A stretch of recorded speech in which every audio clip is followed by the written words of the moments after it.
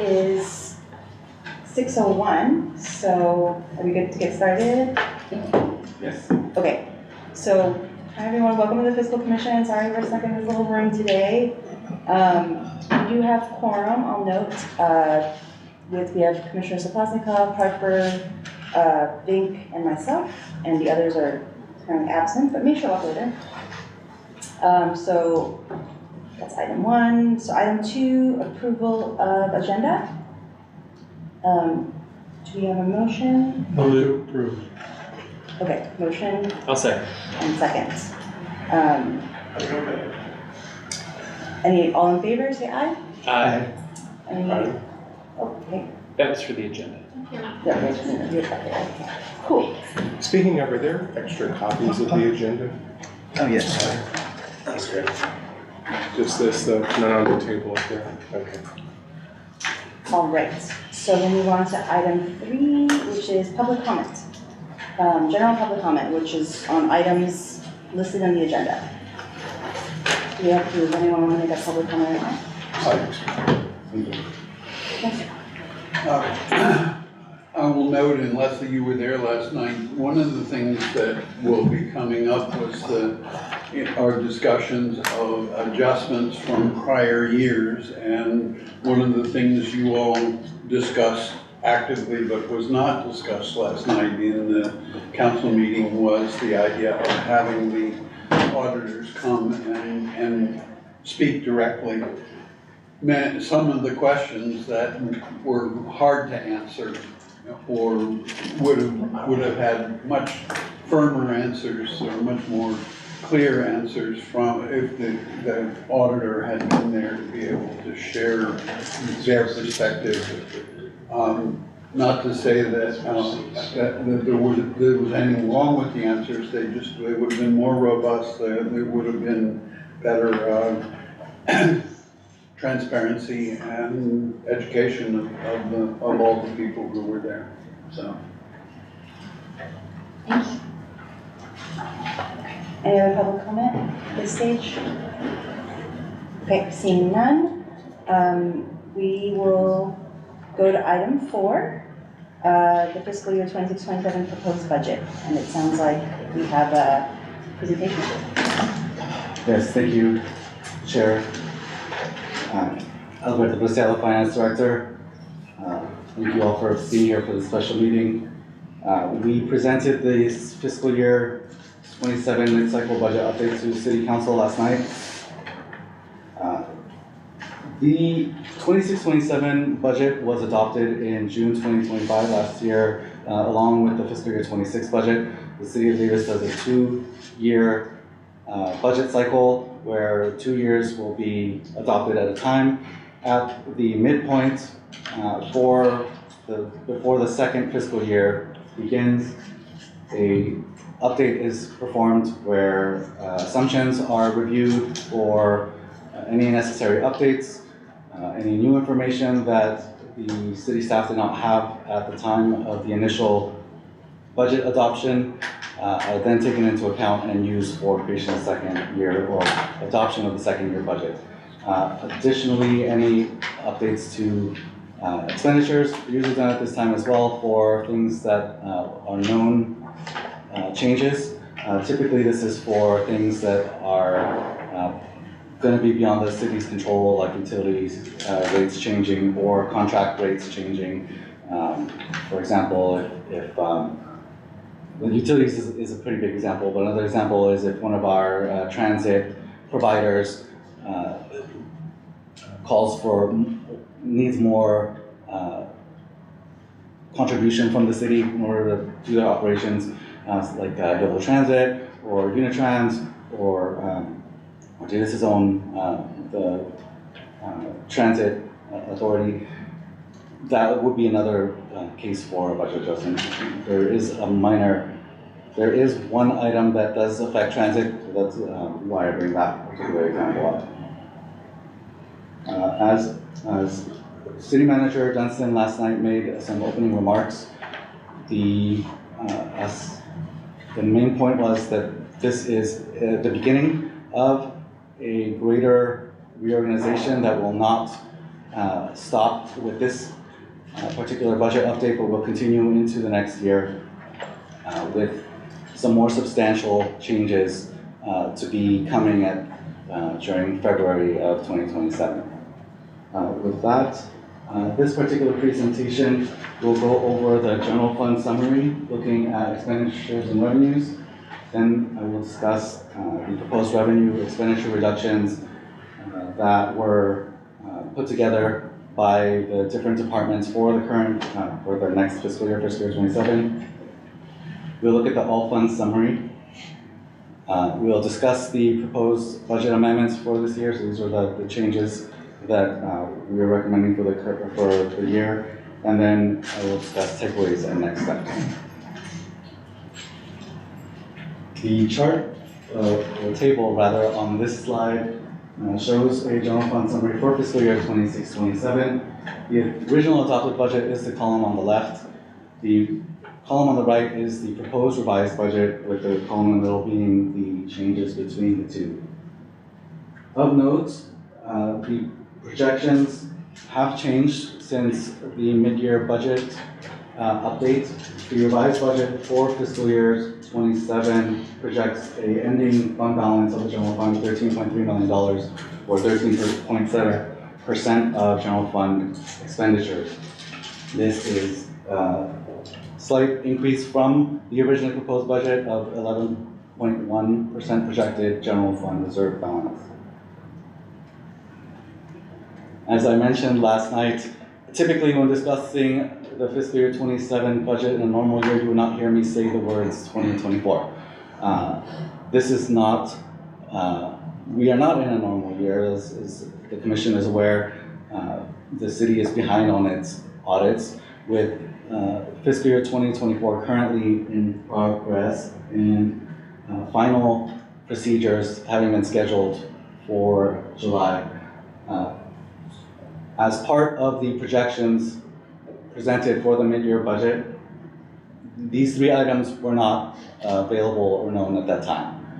The first one is a transfer of the remaining ARPA funds from Fund 217, which is the Economic Development Stimulus Fund, which is a fund that specifically holds the ARPA grant monies from the federal government. So this is being transferred into the general fund as of fiscal year 24.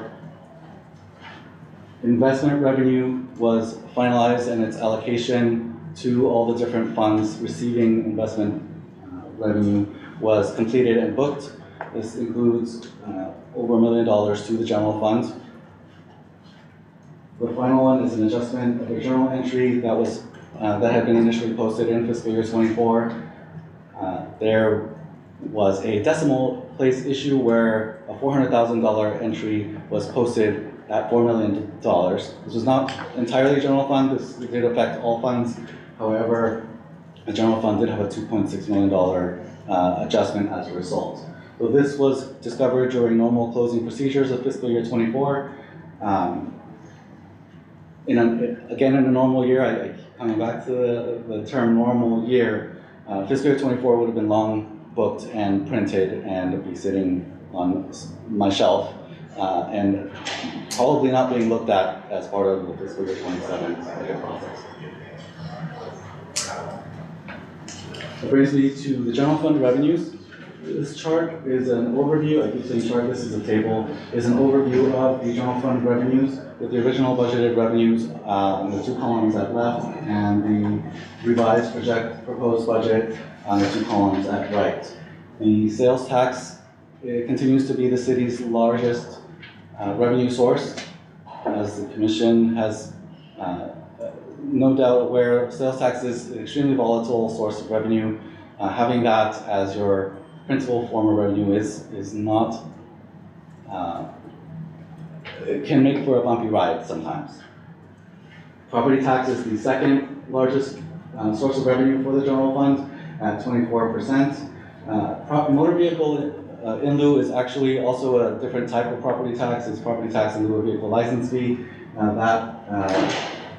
With those combined, property tax would still be the second largest source of revenue for the general fund. On the next two slides, I'll talk about other taxes and other revenues in a little bit more detail, just to delve into what those are. Starting with other taxes, the table on this slide shows what comprises the other taxes. The original budget for those sources are on the column at left, with the revised budget on the column at right. These items are TOT, transient occupancy tax, business license, cannabis, franchise fees, and real property transfer tax. As shown on the chart, there's really only one significant change to the revenue sources, and that is the cannabis tax. As we discussed at the mid-year budget update, cannabis tax has been falling short of projections. We reduced it for fiscal year 26 by $500,000.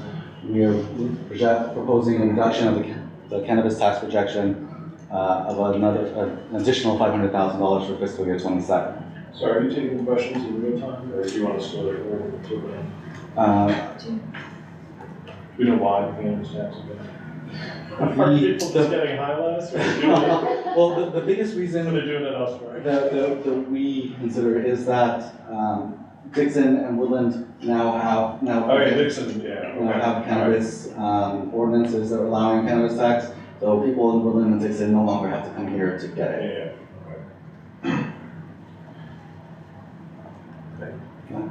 Other taxes, as a reminder, comprise 10% of the general fund revenue. Other revenues, which comprise 18% of general fund revenue, comprise of program revenues such as fees and charges from the different departments, similar to, for example, parks fees, which we also talked about last night, or public works fees, or community development fees. The other two items that make up this category are investment income and miscellaneous revenue, which is comprised almost entirely of the city's lease of city-owned land. In this category, the only significant change is an increase of projected investment income going from $260,000 to $1 million. You know why that is?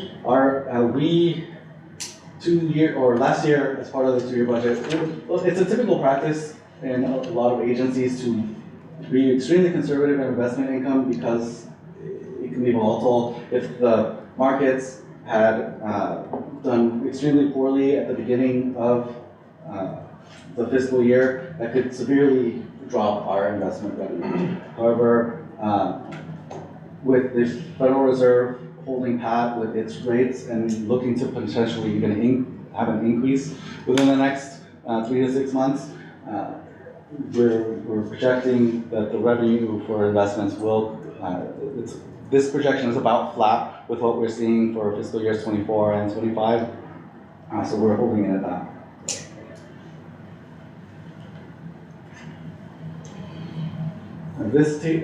Now we're talking about charts. This chart is displaying property tax and new vehicle license fees, so the two different property tax sources.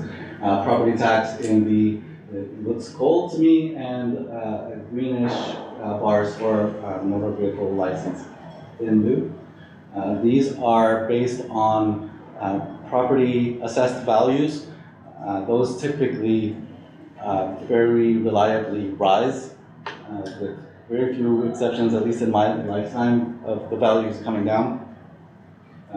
They have just been, since fiscal year 23, rising at a modest rate, though the changes in property tax received by the city largely are dependent on whatever the county assesses as an increase to property tax values, or when a property changes hands during the year, at which point the property is reassessed from whatever its original value was.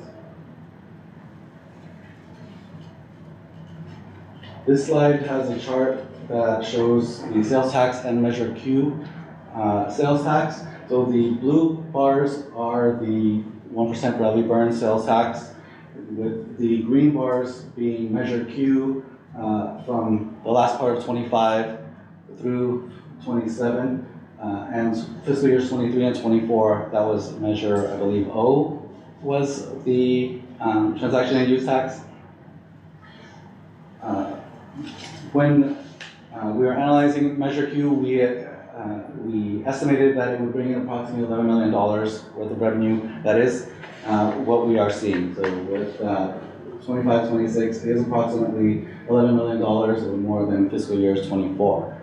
And fiscal year 25 had a quarter of Measure Q dollars, so that's why you see the spike there for fiscal year 25. Again, this is a volatile source of revenue. Measure Q is largely dependent on a not extremely large retail base, but more so on our auto dealerships. So that's Or on the purchase that residents make of autos and then register them here, so. unless they live in Citrus Heights, because they do not have that transfer tax. If you know anyone in Citrus Heights, convince them to buy their cars here. So those Citrus Heights residents that buy their cars here, Davis gets the sales tax. Correct. Now, if a Roseville resident buys a car here, that money goes to Roseville.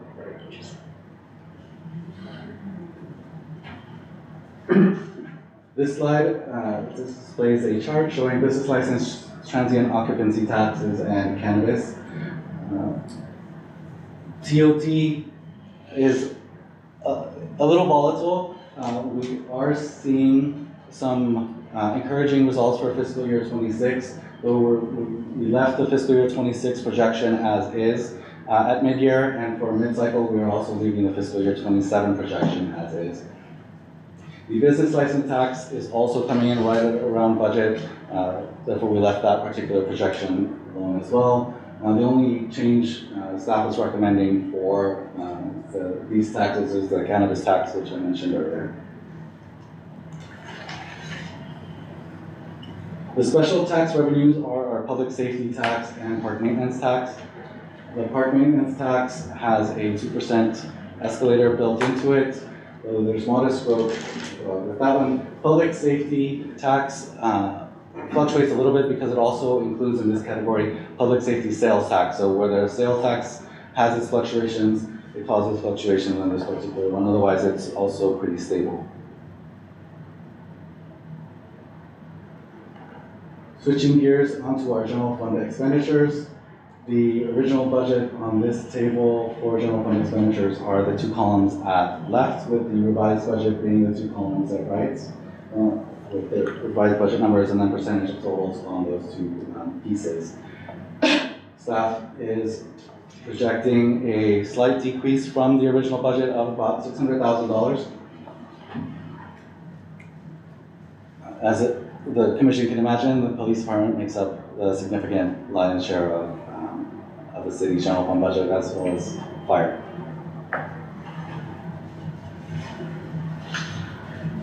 The city departments were tasked with making some reductions for this coming budget year. The total of those reductions was approximately $1.4 million. City manager had a $200,000 decrease for reduced grant match expense and the elimination of a media services specialist position. Community development also had a $200,000 decrease for reducing a professional services budget.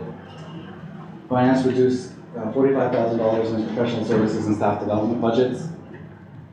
Fire's $75,000 reduction was in their tools and equipment budget. This does not liquidate that budget, it does cut it by 22%. Alberto, sorry, I didn't understand from the staff report. What does it mean to reduce grant match expense? There is a line item in the city manager's budget for grant match expenditures, which is to assist with grant writing and also provide matching for grants where we don't have another source for it. It's primarily used for any department if they need grant writing assistance, and they can hire a consultant to help with that. We haven't been using all of it, and so we're reducing the amount that's in that line item. There still is about $100,000 left in that line item, so it's not that we are completely foregoing it because we don't want to be penny wise and pound foolish. This can leverage other dollars for us, but we were able to reduce, I think, without significant effect on service. Great, thank you. Human Resources proposed a reduction of $25,000 by reducing a portion of the citywide staff development program. Parks and Community Services proposed a reduction of $200,000, eliminating an irrigation technician position and also reducing its temporary part-time labor, staff development, and lease and rental budgets. The Police Department proposed a $100,000 reduction, reducing its equipment, lease, and maintenance and repair budgets. The Public Works Engineering and Transportation Department proposed a reduction of $200,000 by suspending their intern program and also eliminating a 3/4 full-time equivalent coordinator position. This position is being merged with another coordinator position in the Parks Department. This $200,000 includes the reduction in the Public Works, and the Parks portion is net of what the increase is for taking on the additional, so 2 3/4 full-time equivalent positions were combined to form a 1 full-time equivalent position, so there's a half that full-time equivalent savings. The Public Works, Utilities, and Operations Department proposed a $200,000 reduction, first by reallocating some labor costs from the general fund to special revenue funds and enterprise funds, and then by reducing various expenses, including communications and professional services expenses. The Social Services and Housing Department proposed a $300,000 increase by funding 2 limited term positions out of the PLHA grant fund, which is the Permanent Local Housing.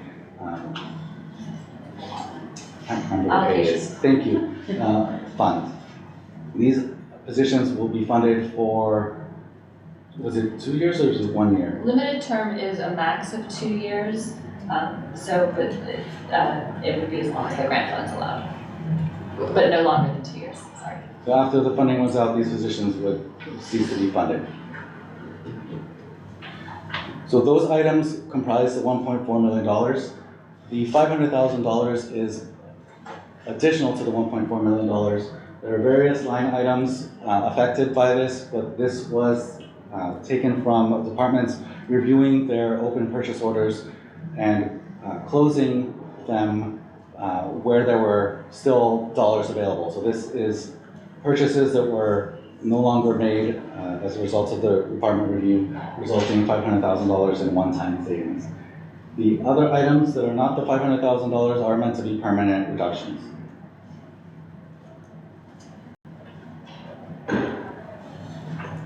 The next part of the presentation is the proposed adjustments to the general fund budget. The first item is $450,000 in labor-related costs. This is comprised of approximately $200,000 in one-time payments to the Davis Police Officers Association. This is in lieu of them getting a retroactive increase based on when their previous contract ended and their current one became effective. Instead of doing retroactive increases, would have also included other ancillary costs, insurance, workers' comp, retirement, that would have actually ended up being more expensive for the city versus doing a one-time payment. The other part of that is a vacation liability reduction plan that is taking effect starting July 1st of this year. Employees that had an excess of 400 and some hours of vacation leave accrued were capped. So the 400 and I believe it's 25 hours was instituted as a hard cap, so employees could not accrue in excess of that amount. And any leave that was over that cap amount was placed into a second bucket and will be paid out in 3 installments, with a third of the leave being paid out in the first year, and then half of the remaining balance being paid out in the second year and the remaining being paid out in the third. Now this is net of any potential usage of that leave time, so it could be potentially less, although we're closing on the end of fiscal year, so we're probably not going to see too much more usage of the vacation leave in this fiscal year. Public Works Engineering and Transportation is proposing $57,000 in additional costs due to increased utility and lease costs. The Utilities and Operations Department proposed $150,000 for streetlight LED bulb replacement. The city's streetlights were changed over to LED bulbs a number of years ago, and they are starting to come to end of life. Now, the LED bulbs are more efficient, but they do still also go out.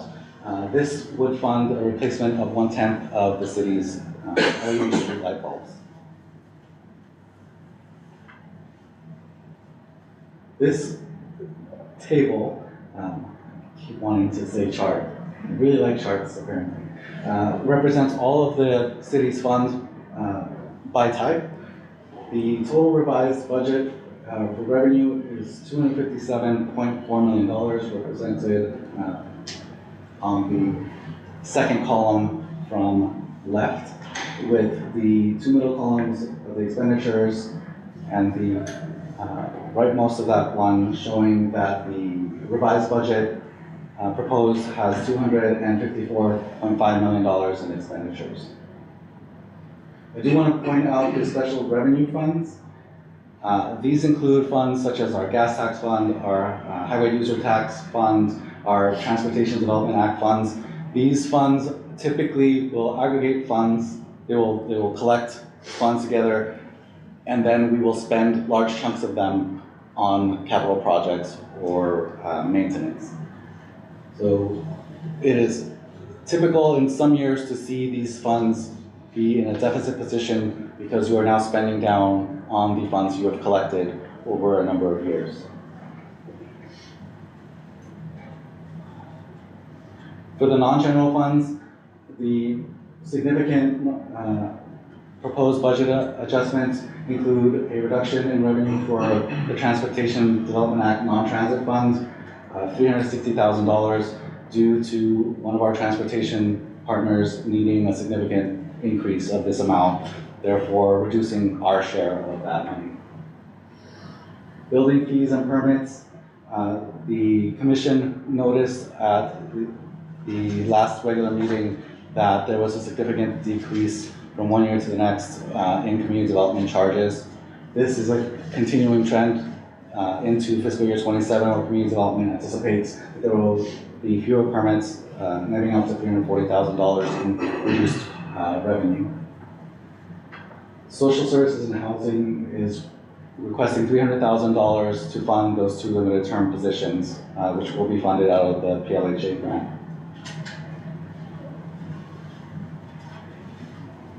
On the enterprise funds, the water fund and solid waste fund are the largest portions of that increased revenue. The solid waste rates were altered. They were adjusted in and approved by council in January. So those are anticipated to go into effect and increase revenue for solid waste.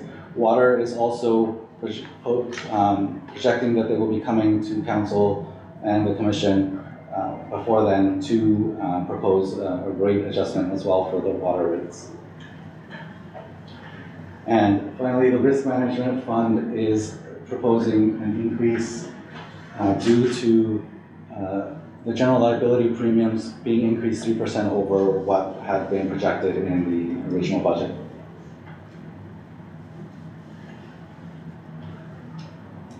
That brings me to the takeaways.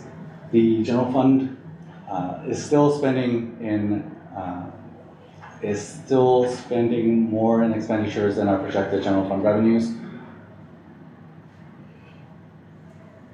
We do have a small amount of good news in that what we had projected for fiscal year 27 is slightly higher than we had projected with the initial budget, now looking at a 13.7% projected fund balance versus an 11.1% projected fund balance at the originally approved budget.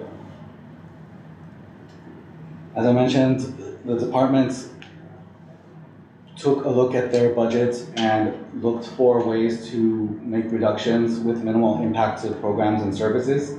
This resulted in $1.4 million in expenditure reductions that are permanent and ongoing. All proposed budget amendments are for items, most of the proposed general fund amendments are for items that the city has little control over or were already contracted to be increased. So obligations of the city cannot change.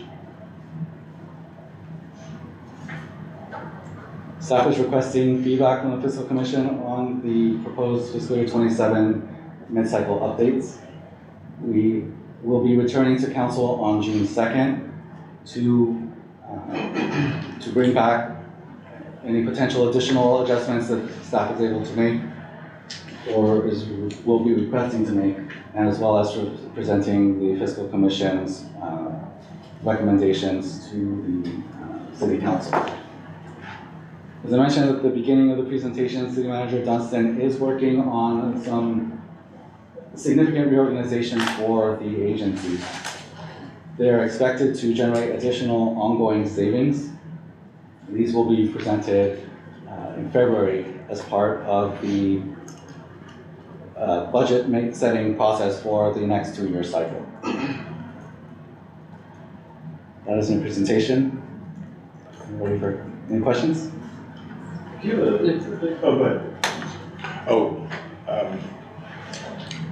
I was just going to ask about the council discussion last night. Is June 2nd was last night like a introduction of this to the council, and then it's a chance for council members to develop additional questions and present those and have those discussed at the June 2nd meeting? That's precisely what it was. So yesterday was the introduction to council of the budget updates.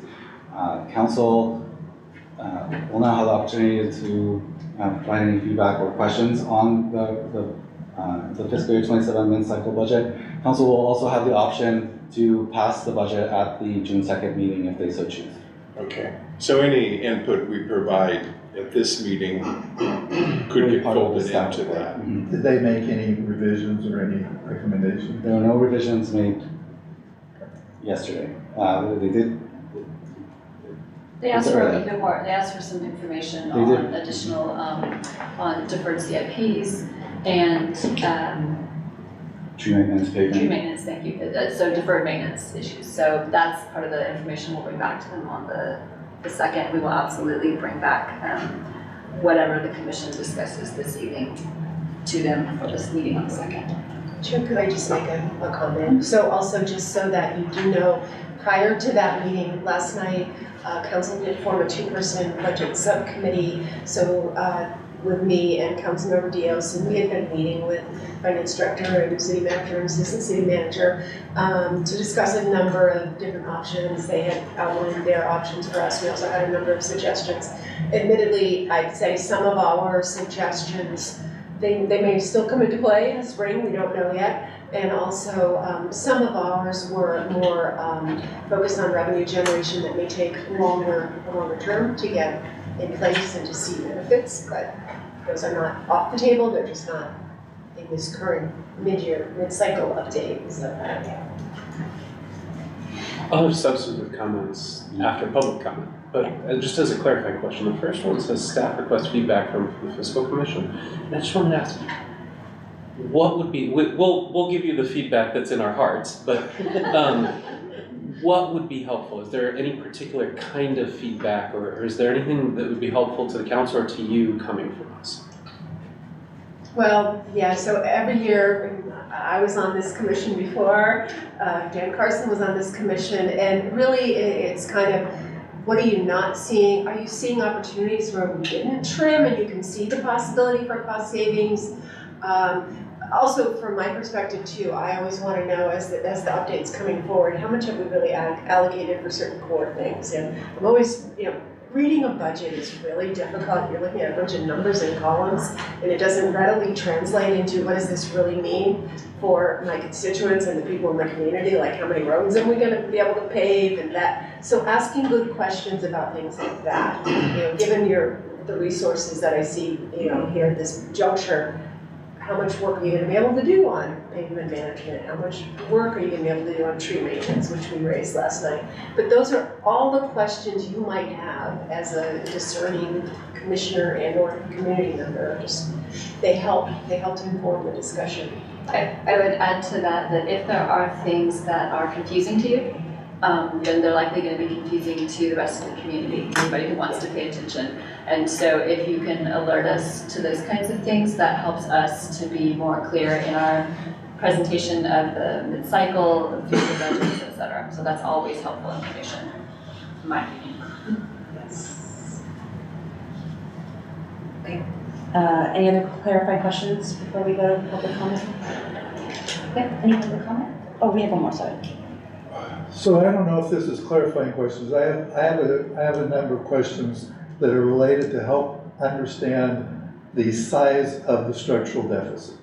So is that a clarifying question, or is that a substantive? Wait until later. Is that something, I assume that's not something easily answered, is that Yeah, for the discussion? Okay, well, maybe we'll hold it till after public comment. Okay. Okay, with that, do we have any public comment? Do we have a timer for, because we don't have our fancy. You set it to 10 minutes? No. Okay. Thank you. I sent you a 9-page memo Yes. over the weekend with a lot of comments and a lot of questions. I did listen to every word of what was said at council last night. And I haven't budged off what I had to say to you. I haven't changed my mind on what questions and the specific information you should be asking for. One of those questions is exactly what you just raised. We don't know from anything that was said in that meeting last night or anything in the city manager's document, what is the 2027-28 fiscal shortfall at this point? If you assume every action that's proposed in this package were adopted, where does it leave you? You have no idea from that document. Maybe you have an answer. But what you really should look at is the fiscal forecast that was promised, the new one, that would show you not just 1 year, but going out the next 20 years, where are we headed? And what's going to happen to your investment in infrastructure? The one message that I can tell from the parsing the comments is the infrastructure world has just gotten way worse.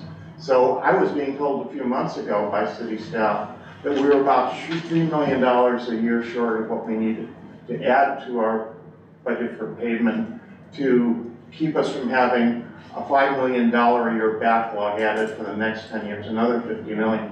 What I heard last night is, no, actually now we need 5 or 6 million more. And we still don't have money built in going forward for fixing parks and street lights and things, essential things like that. So I've given you a list of things to ask for. I hope you take that seriously. And even if the council doesn't use it on June 2nd, at least the public will be informed on where we really are. One last point I'll leave you with, which is there is a structural problem that isn't captured here. They're talking about taxes and saying, well, that'll pay for infrastructure. Those things in infrastructure that are for baseline support of things like streets and roads and parks should be built into your budget plan and should be addressed by that budget plan. And then you have a serious problem with personnel. Salary and benefits are continuing to spin out of control. You have 2 huge hits that are about to happen. The first is those MOUs have triggers in them. They're tied to a particular federal index. That index is headed for 4%. Our budget assumptions are that we're going to get somewhere between 2 and 4% triggered by that. The assumptions that were built in the past did not reflect 4% pay increases. And then the other issue is the cost of the premiums that we pay to CalPERS for health benefits are skyrocketing. Every city in California tied to CalPERS is experiencing that. That isn't reflected in their forecasts, and maybe they will be in the new one. Thank you. you have any other public comment? I read every word of the 9 pages and I couldn't disagree with any of it. So what I'm going to do is build on what Kelly said is, what are the confusions? Could you bring up slide 2, please? This is public comment. Oh, yeah, sorry, It's we're your not, call. On slide 2, it shows that we're gonna get to a 13.1% general fund balance.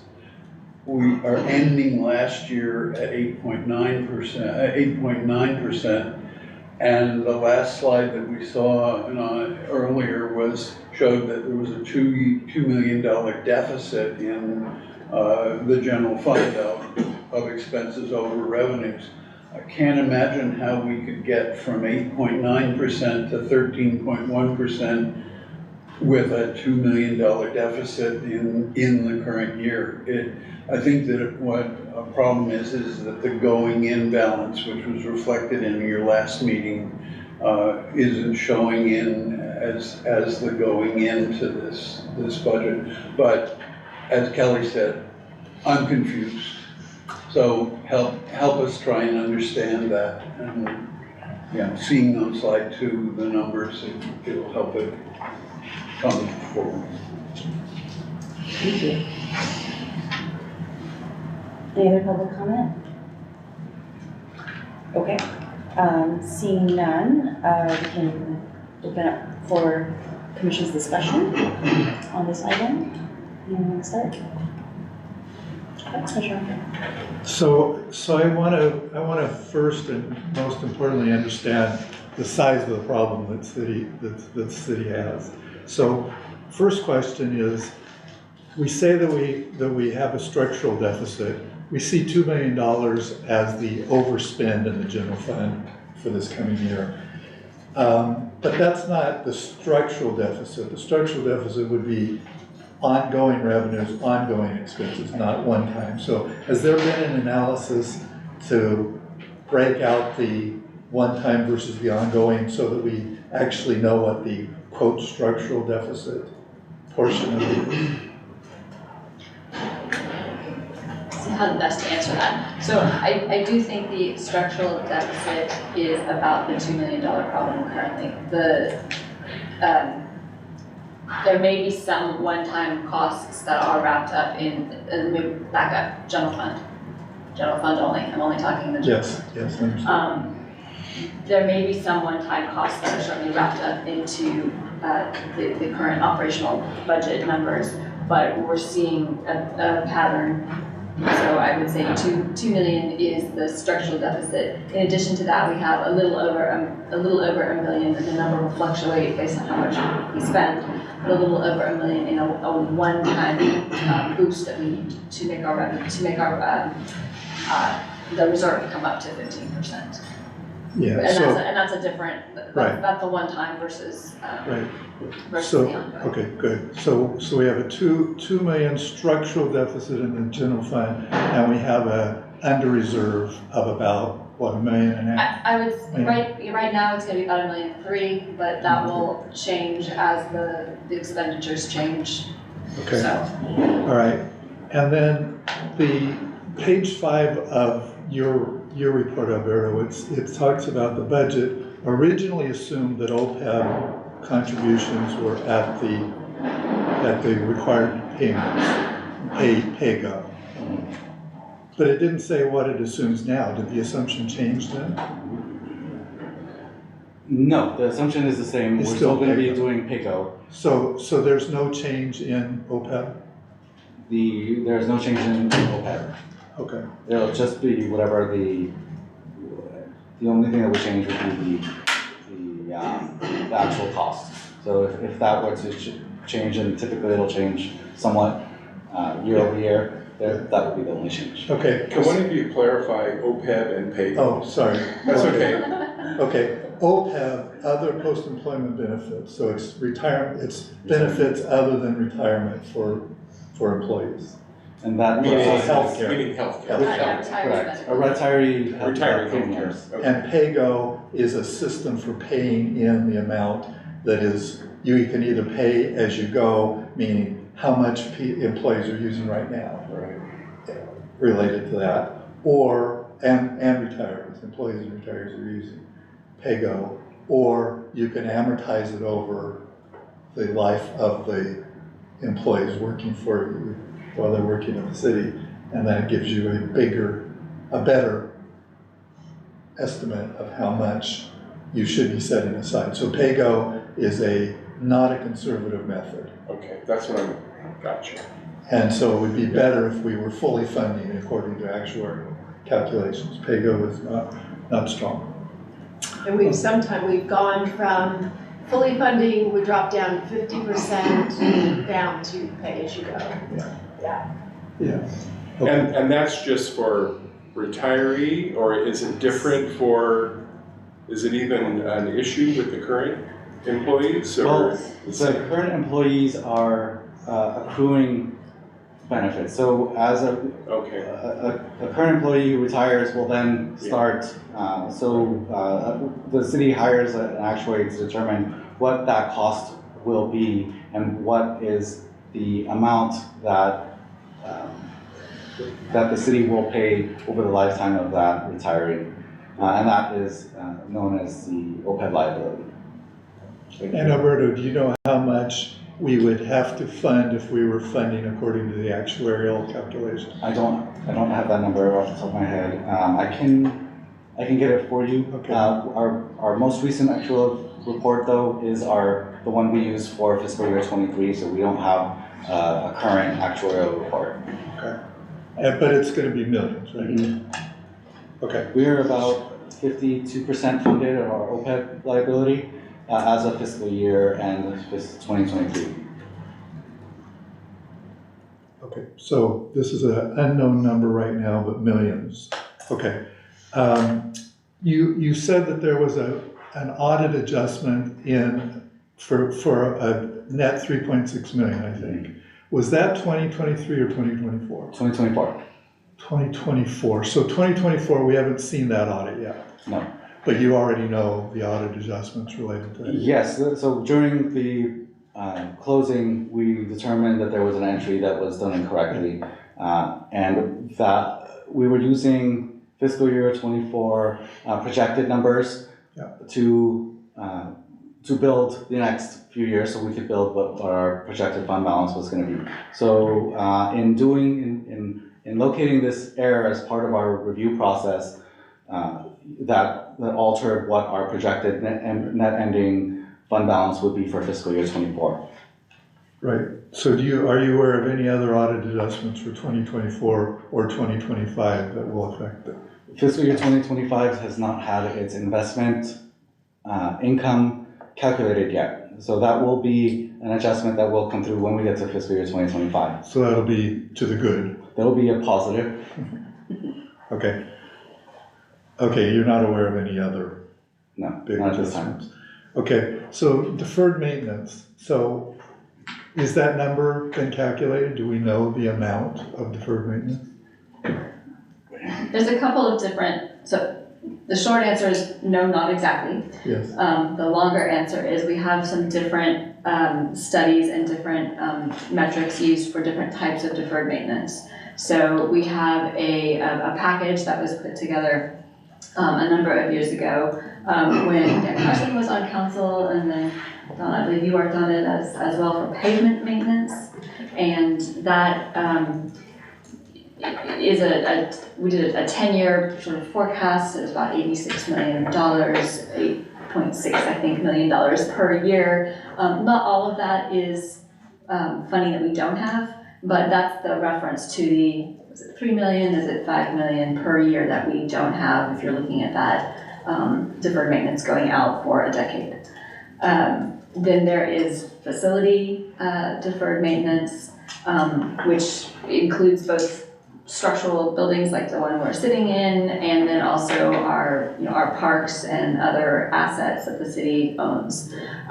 We have a report that is now several years old, sometimes you'll hear it referred to as the Kitchell report, and that put a number on the deferred maintenance costs for those facilities. I do not have that number on the top of my head, but it's safe to say that is in the millions as well. Then we have things that have come to light since that are more in the CIP, the capital improvement project realm, such as a fire station improvements that need to be done to have seismic improvements for Fire Station 31, which is the station that's downtown. It's not cheap to do a rehab like that, and so those are things that have been added to the list. So when you said pavement, 8.6 million is the annual amount needed for pavement to maintain pavement. Yes. And Those are a couple years old, but that was the study that was done. and we have 3 million in the budget?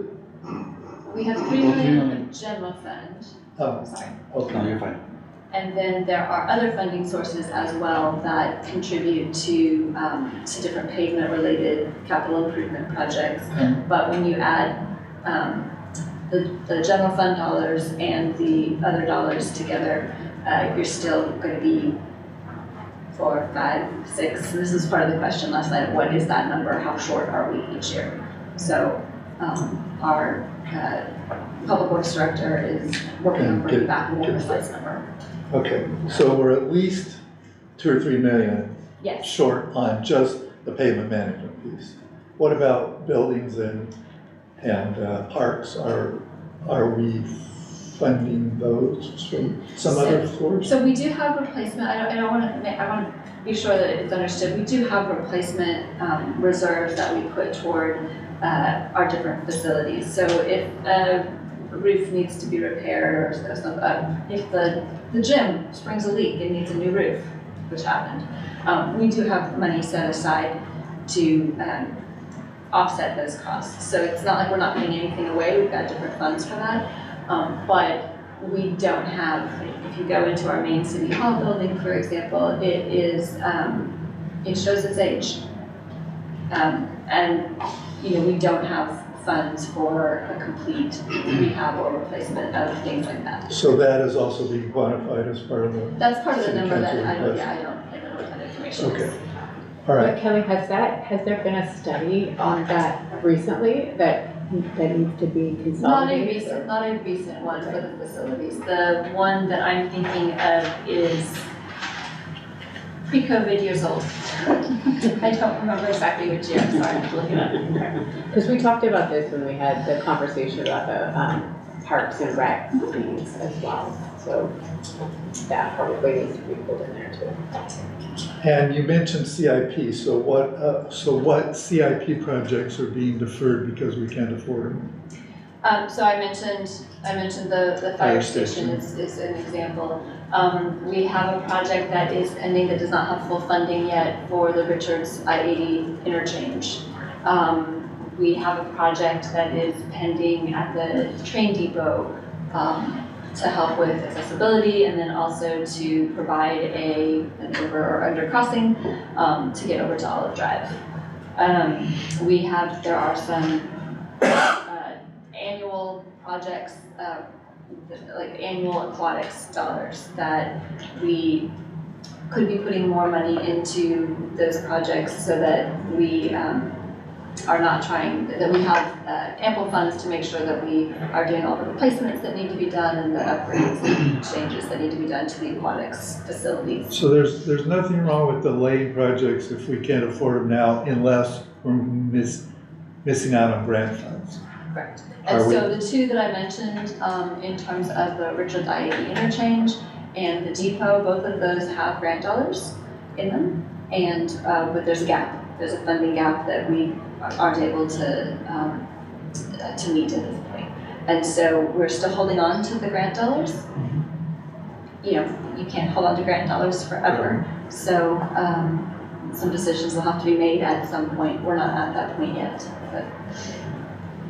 And the funding, the train one, the depot, is $1 million gap at this point? We just got another Another million. Another million, and I think there's, I need to ask Ryan, I lost track of what the amount is, but. Do we know how much longer we can defer before? It depends on the project, and it depends on the specific grant. So, our public works director is in communication with the different granting agencies, some are state, some are federal, keeping them informed. It's not a hard stop, it's like a. I mean, usually it is like if you're showing that you're trying, then it's fine. It's harder for me to say the federal dollars, what's going to happen with those. But you can't just hold on to grant funds forever. Definitely. At some point, they need to be put to use. So you've presented an operating budget to us. Does the city have a capital budget? We have a fund, so it's not in the general fund, but we have a capital fund that it contains all of our capital projects. And do we budget it?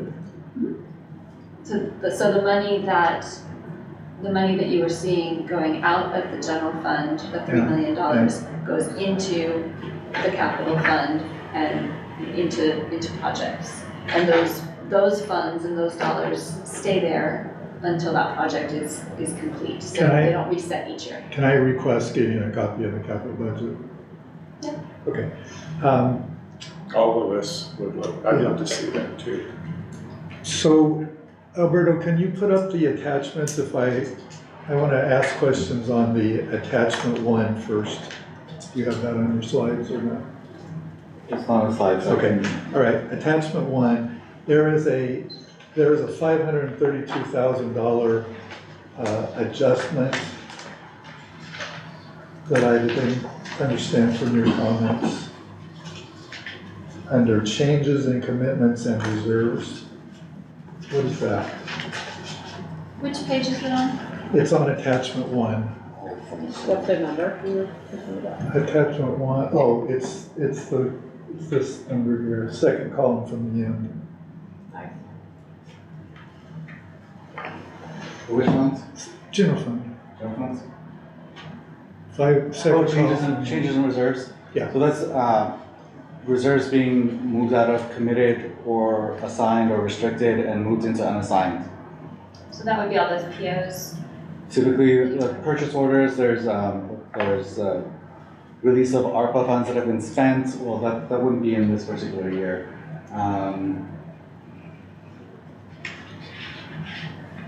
But that's what it is. It's movement of reserves out of committed, assigned. Because you're only showing available fund balance. Mhm, Okay, all correct. right, I understand. Okay, special revenue funds.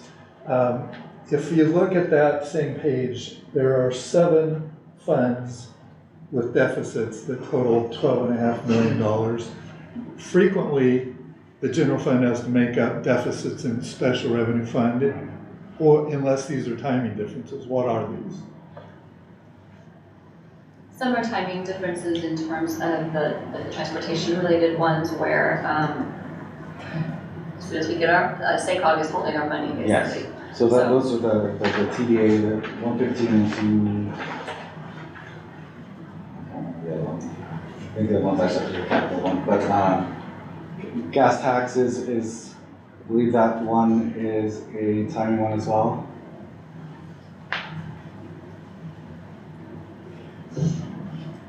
Well, let's focus just on the 2 biggest ones, the 2 that are $4 million.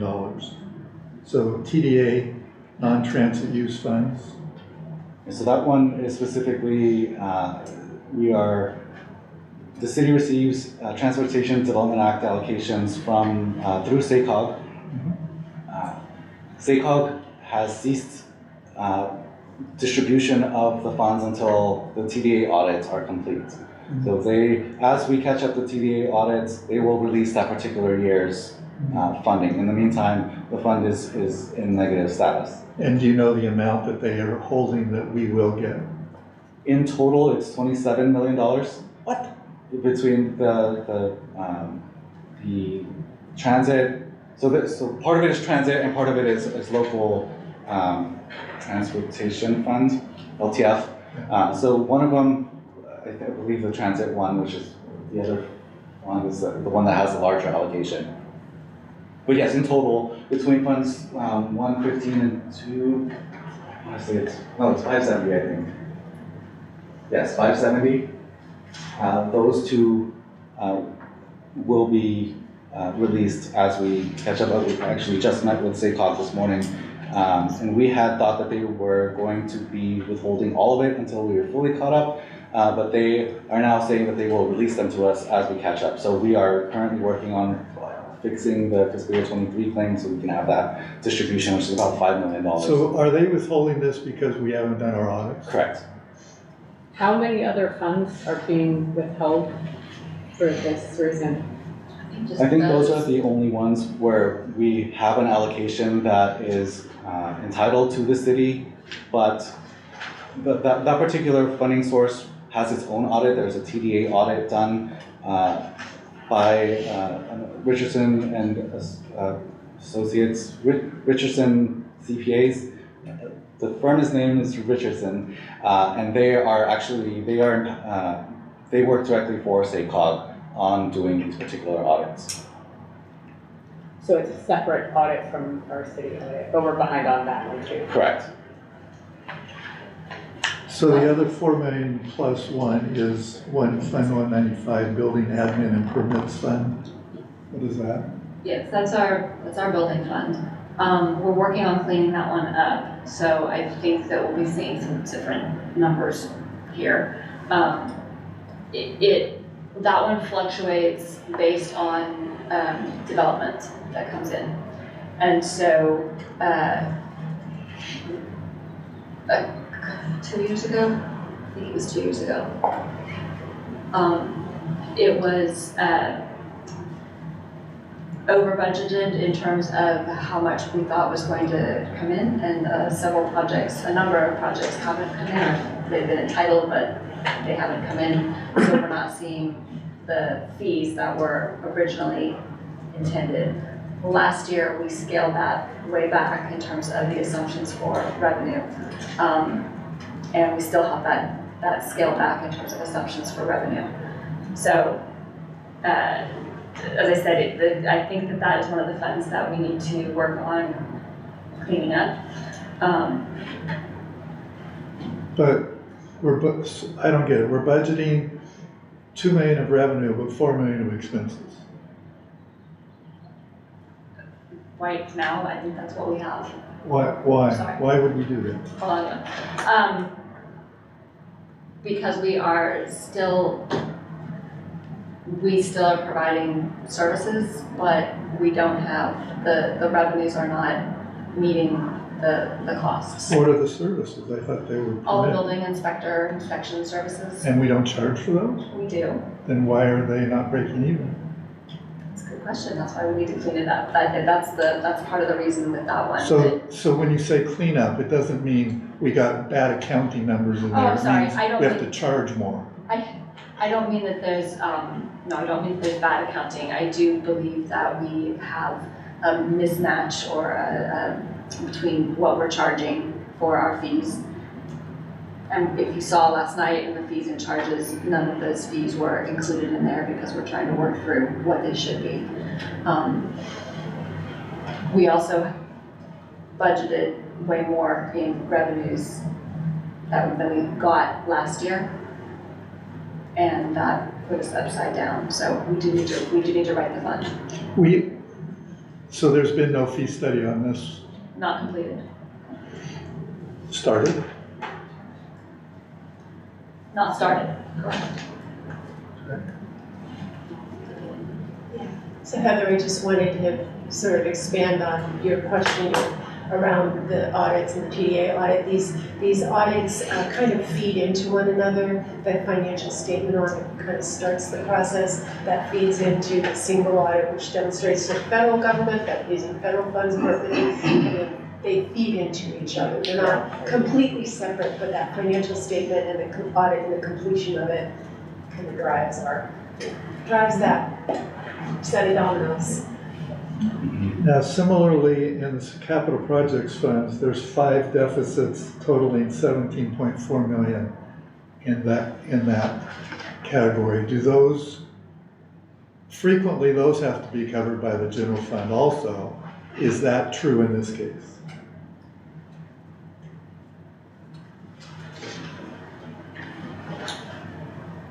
I have to look and see what the 13 million deficit in the 012, the general capital projects fund is.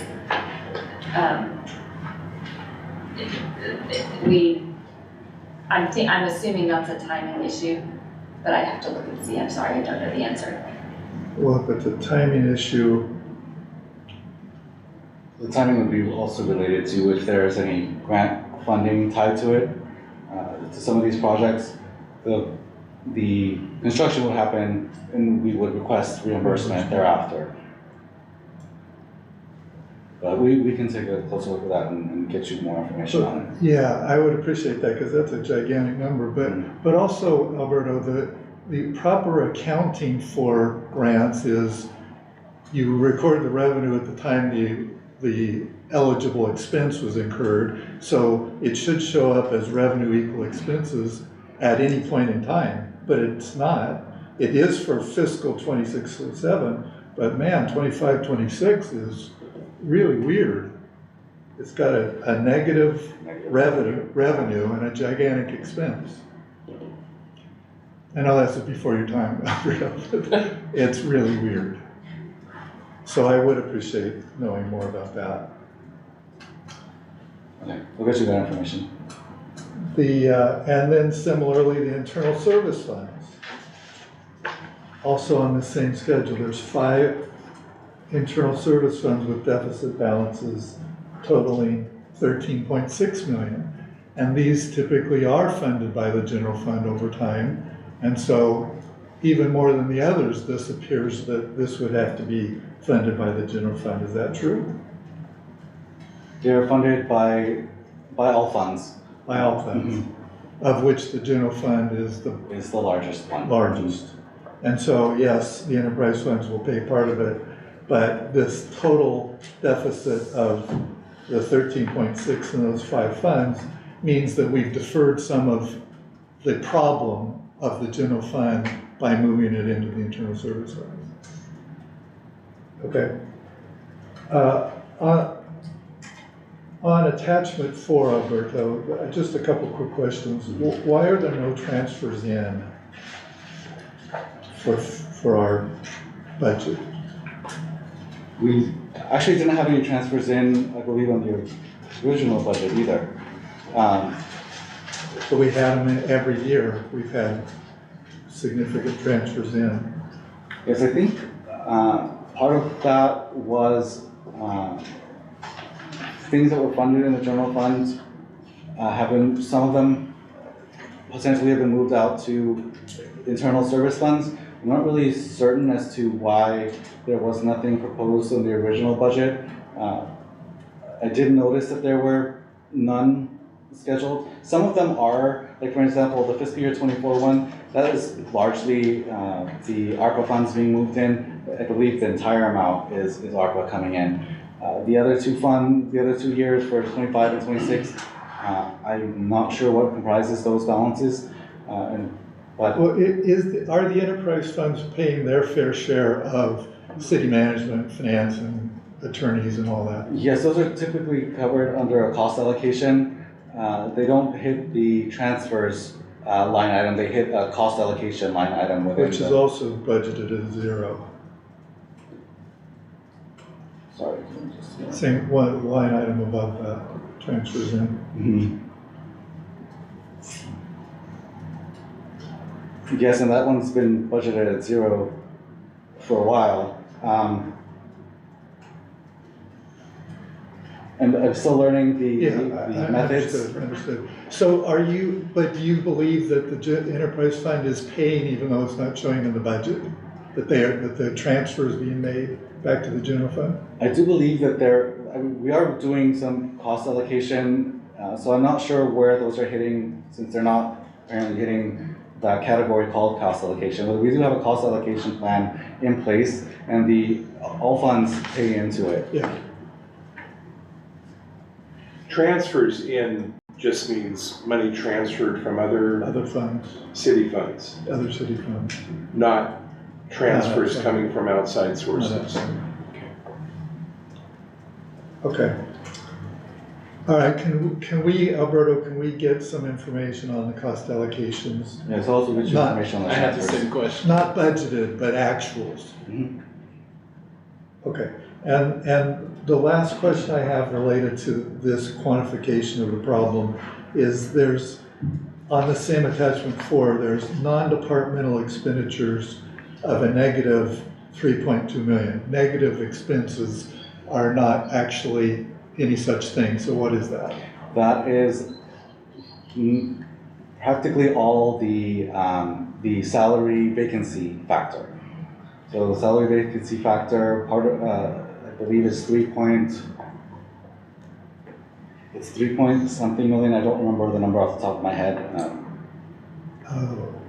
So you budget, so all the other line items are budgeted as if every position is filled, Right. and then you back out Correct. the 4% or so vacancy I think factor. we moved it up to 5%. 5%.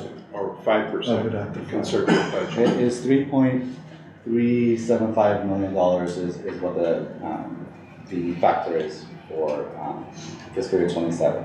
So at mid-year, we will take that and we will allocate it to the departments. So that number will come out of that non-departmental line item and then be reallocated across the different departments.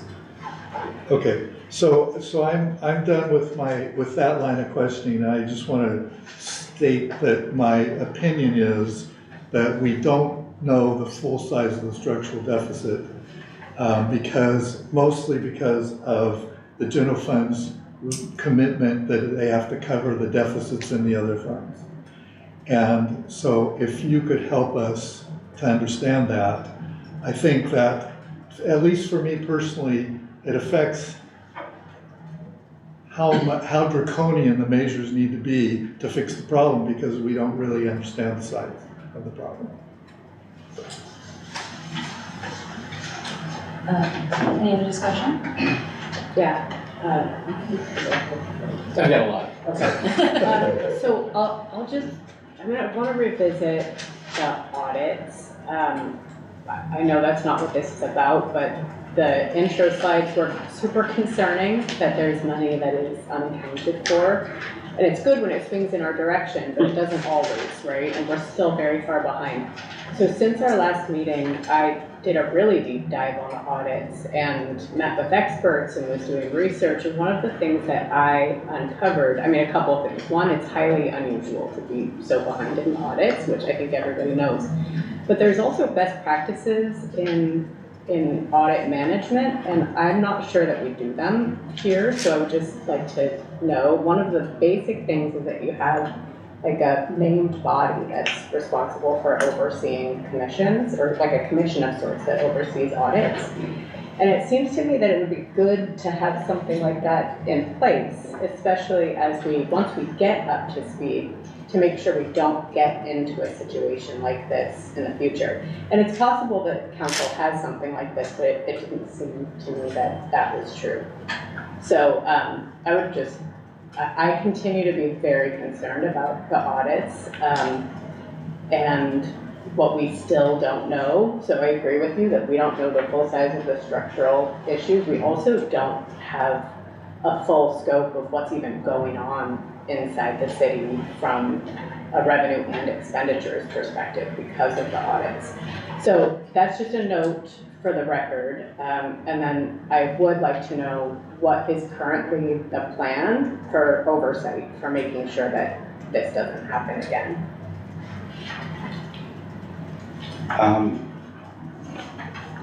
As far as day-to-day oversight, that falls to me. I am responsible for the activities of the finance department, including its audit preparation and completion. Oversight of the audit function, I believe it rests with this commission as far as reviewing what is in the audits, and then making recommendations to council, who is ultimately responsible for council is the ultimate authority on the audit cycle. I'm not sure if that answers So I the think question you're saying specifically. that in effect, we are the audit committee. So if we're the audit committee, then I think, I mean, whatever the audit committee is from these best practices that I've found, which are from the Government Finance Officers Association, there should be a clear charter, there should be a clear set of members that can be from City Council or the Fiscal Commission, but it's like a separate and required charge. I can speak to that if you want, unless I don't want to step No, in here. So there are provisions in the government code that give local governments in particular discretionary authority to establish independent audit oversight committees. We don't have one, we don't. They, in my experience, in fact, I'll just mention that statute was put into place so around the time of Sarbanes-Oxley, when we were engaged in a lot of cleanup issues related to corporate fraud and other issues. And so a number of folks said, hey, we should hold government agencies, to the same standard. But it is a discretionary authority. In my experience, most cities don't have an independent audit committee. It tends to exist a little bit more in the much larger cities. And you're right, GFOA does have guiding principles for how that should be structured and how those committees should function. And they really are typically truly independent. They wouldn't report to you. I think they report directly up to council, not even to a city manager. And they're interesting. I mean, in the back of my mind, I've thought about them, but to be honest with you, Davis is so small, with so many commissions, and I don't know if we're a city that's poised to have such a commission. And ultimately it's council's responsibility to make sure that audits get done on time. So I own it. I own it as much as anybody else in the city that they were late and delayed. So I appreciate the suggestion. It's just, I get that we're a small city, but we're also, this is an unusual thing that has happened. And so it, doesn't need to be new people. It could be people on existing council and fiscal commission. But we've talked before about, putting together some kind of ad hoc committee to just make sure that there's someone, even here, there's a group that's really charged with, this is my job, I'm paying attention to this. And they are expected, at least in experience I have with these independent audit committees, really expected to have pretty, not that you all don't, because you're raising these are great questions here tonight, but you are expected to have particular credentials that would allow you to offer an independent opinion about an audit. So typically the membership of these commissions, they are CPAs, there are people with really deep experience in auditing and accounting. I was just going to add that the 4 agencies I've worked for, including Davis, do not have any kind of independent audit commission or committee. That doesn't mean, again, every agency does things slightly differently. It doesn't mean that's not a good idea. It doesn't mean we don't have one. And I would agree too that most of the cities of this size don't have it, but they make it clear who is acting as the audit committee. And in my thinking of the city of Davis, I don't think it is clear because the city council doesn't meet with the auditors. Ultimate responsibility, but not meeting with the auditors.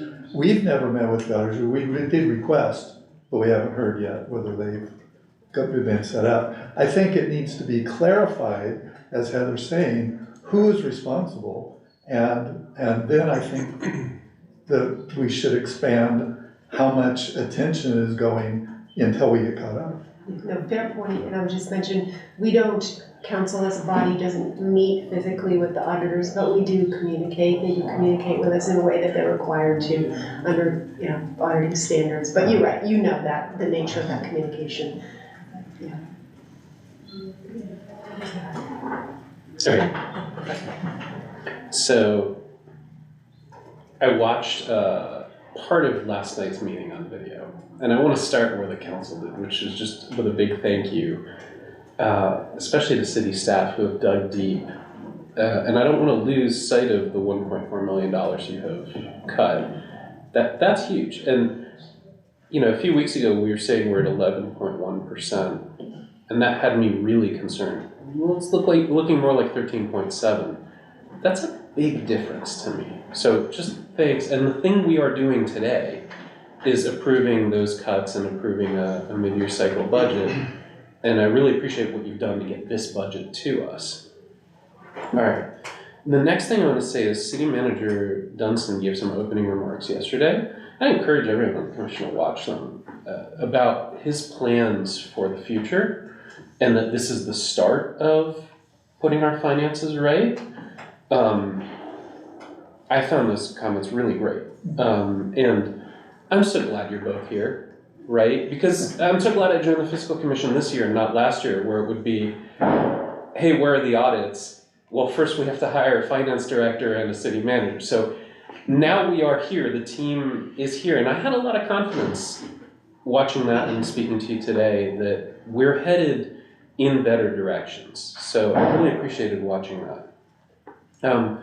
As the three of you know, Kelly, Director Garcia, and Lewis know, about a week ago I was feeling completely out of my depth, so I went through a bunch of old budgets. I went through the last 3 budgets. I would have gone back 4 budgets, but that's when you changed how you presented the budgets, and I couldn't make sense of the older budget. Let's say the new format's a lot better. But it was really enlightening to track year to year what's happening to the different line items. I then sent you 14 questions. I will ask almost none of them. And the reason is they're more long-term questions. And your response to me was it's really useful to see where we are seeing confusion and what are long-term things. I'll ask you a few of them, but for the most part, they're not for today, because today we're talking about cutting 1.4 million and getting this mid-year cycle through. They're more for when we start the budget process next year, the 2-year budget process, and longer term. And I hope we are all thinking longer term. I mean, when you were being hired, you were looking at Davis, and I'm sure you had great ideas of what this city could be and what it could do. And in the hiring process, you say the vision of what it could be. And then you land here and you have to get 4 audits together really fast and solve immediate problems when things are unexpected. But I hope you will continue to think in long-term ways and have a vision long into the future about where we could be. And I thought City Manager Dunstan's comments yesterday reflected a lot of that. As I went through 10 years worth of actuals of budgets, about 9 years, what stood out to me is most of the numbers go up between 50 and 60% over that lifetime. It was surprising me over 9 years, everything goes up 50 to 60. I would have thought the increases would be smaller, but revenue and expenses both roughly at 50 or 60% more than 8 or 9 years ago. Property taxes have been growing more slowly, more like at about 40%. That's really the base of any city, and I think that's, to me, quite concerning, and comes down to the core thing that we talk about so much, that if we don't get property growth in the value, in the assessed value under Prop 13 of our properties, a lot of other things are going to be harder. Building new buildings is crucial, and things like that. That stood out. Sales tax growth is very high, not surprisingly, we passed Measure Q. And you could see that volatility, the variability that you talked about in the year-to-year numbers. It is scary because if you are heavily dependent on sales taxes and you have a bad year, that's rough.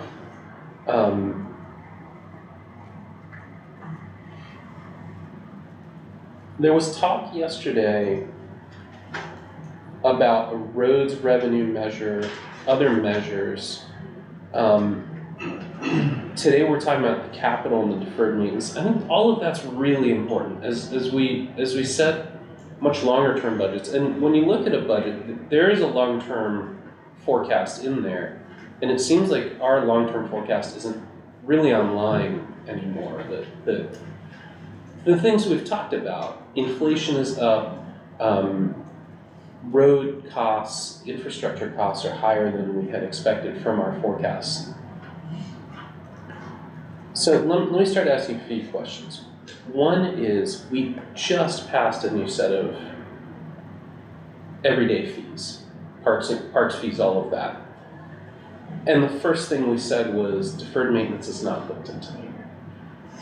Is there a way over the next little while to increase the fees again, to get some of that built in? Does that make sense? Yes, I think the purpose of the fees and charges, at least for where parks is related, is not to recover fully. Certainly for our other fees and charges are the public works fees that were adopted yesterday. They're meant to better recover all the costs that they are hitting the city for. Where possible, we are trying to make sure we are recovering as much of the city's costs as possible for our services that we provide. I think it's worth, having just increased the fees, looking at increasing them again to build in the costs that we flag that are not built in. Even the parks fees, because as you said, the city subsidizes a lot of the parks and communities fees, and correctly so. We want people using these things, but some of the fees are intended to be 100%, right? Like the rent a building, right? That should be 100%. As we discussed a couple sessions ago. But right now, it's 100% of less than 100%. It's 100% of the day-to-day costs, but it doesn't cover deferred maintenance. We could build deferred maintenance into the parks fees that are trying to meet that 100%. And that's a small example.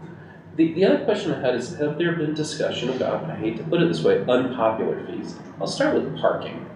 Has there been discussion about increasing the costs of parking or other fees that we know it's a pain point for residents? But for crying out loud, our city symbol is a bicycle. And there's two big parking areas. The city owns real property downtown, parking structures and the like, where you pay for parking, meter type parking or paid parking. The other is residential parking. I don't know if it makes sense to increase those. As far as I know, and this is always dangerous because I'm a lawyer who does Prop 13, Prop 26 work, and I can't give you legal advice, but I don't think parking's covered by Prop 13, Prop 26. You can do what you want with parking. It's essentially charging people to use your property.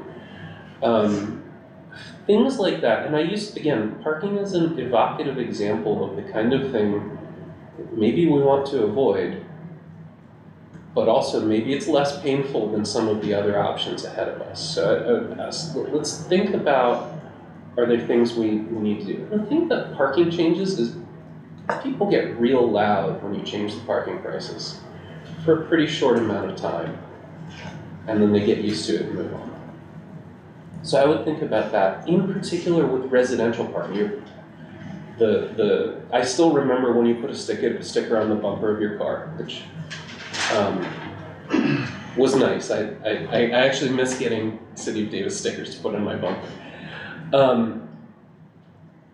I wonder not just how much we're charging, but what is the level of uptake? By which I mean, has anyone studied how many residents would desire a parking permit? How many parking permits are we selling and what's that gap? Having been through the annual parking permit emails, it wouldn't surprise me a lot if a lot of people who should be buying parking permits aren't, which is terrible in two ways. One, we're not getting the revenue, and two, they start getting parking tickets, which makes them mad at the city because they wanted to get a permit but didn't, because our systems for getting residential parking permits, and I don't want to spend too much time on that, are pretty out of date. So again, I mean that to be evocative of all the fees that the loudest people complain about the most.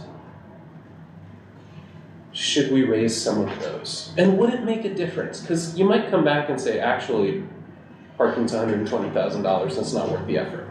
I don't know. And I tried looking through the budget for parking and could not understand parking, you don't need to spend a whole lot of time on parking, but I didn't understand how much we're collecting on parking. I certainly didn't understand how much we could. And are we making good decisions about that?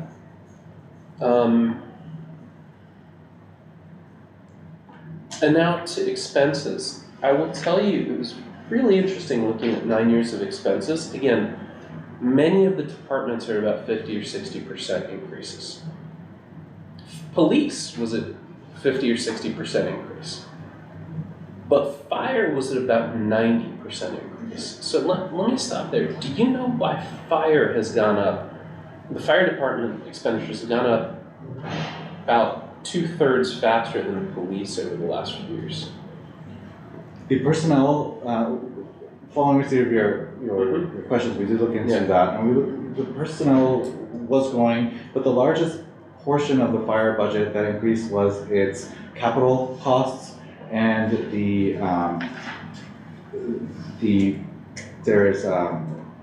for the fleet, there is a deposit, there's a allocation made from funds that own fleet vehicles to the replacement fund. So, start putting away money for replacing the funds.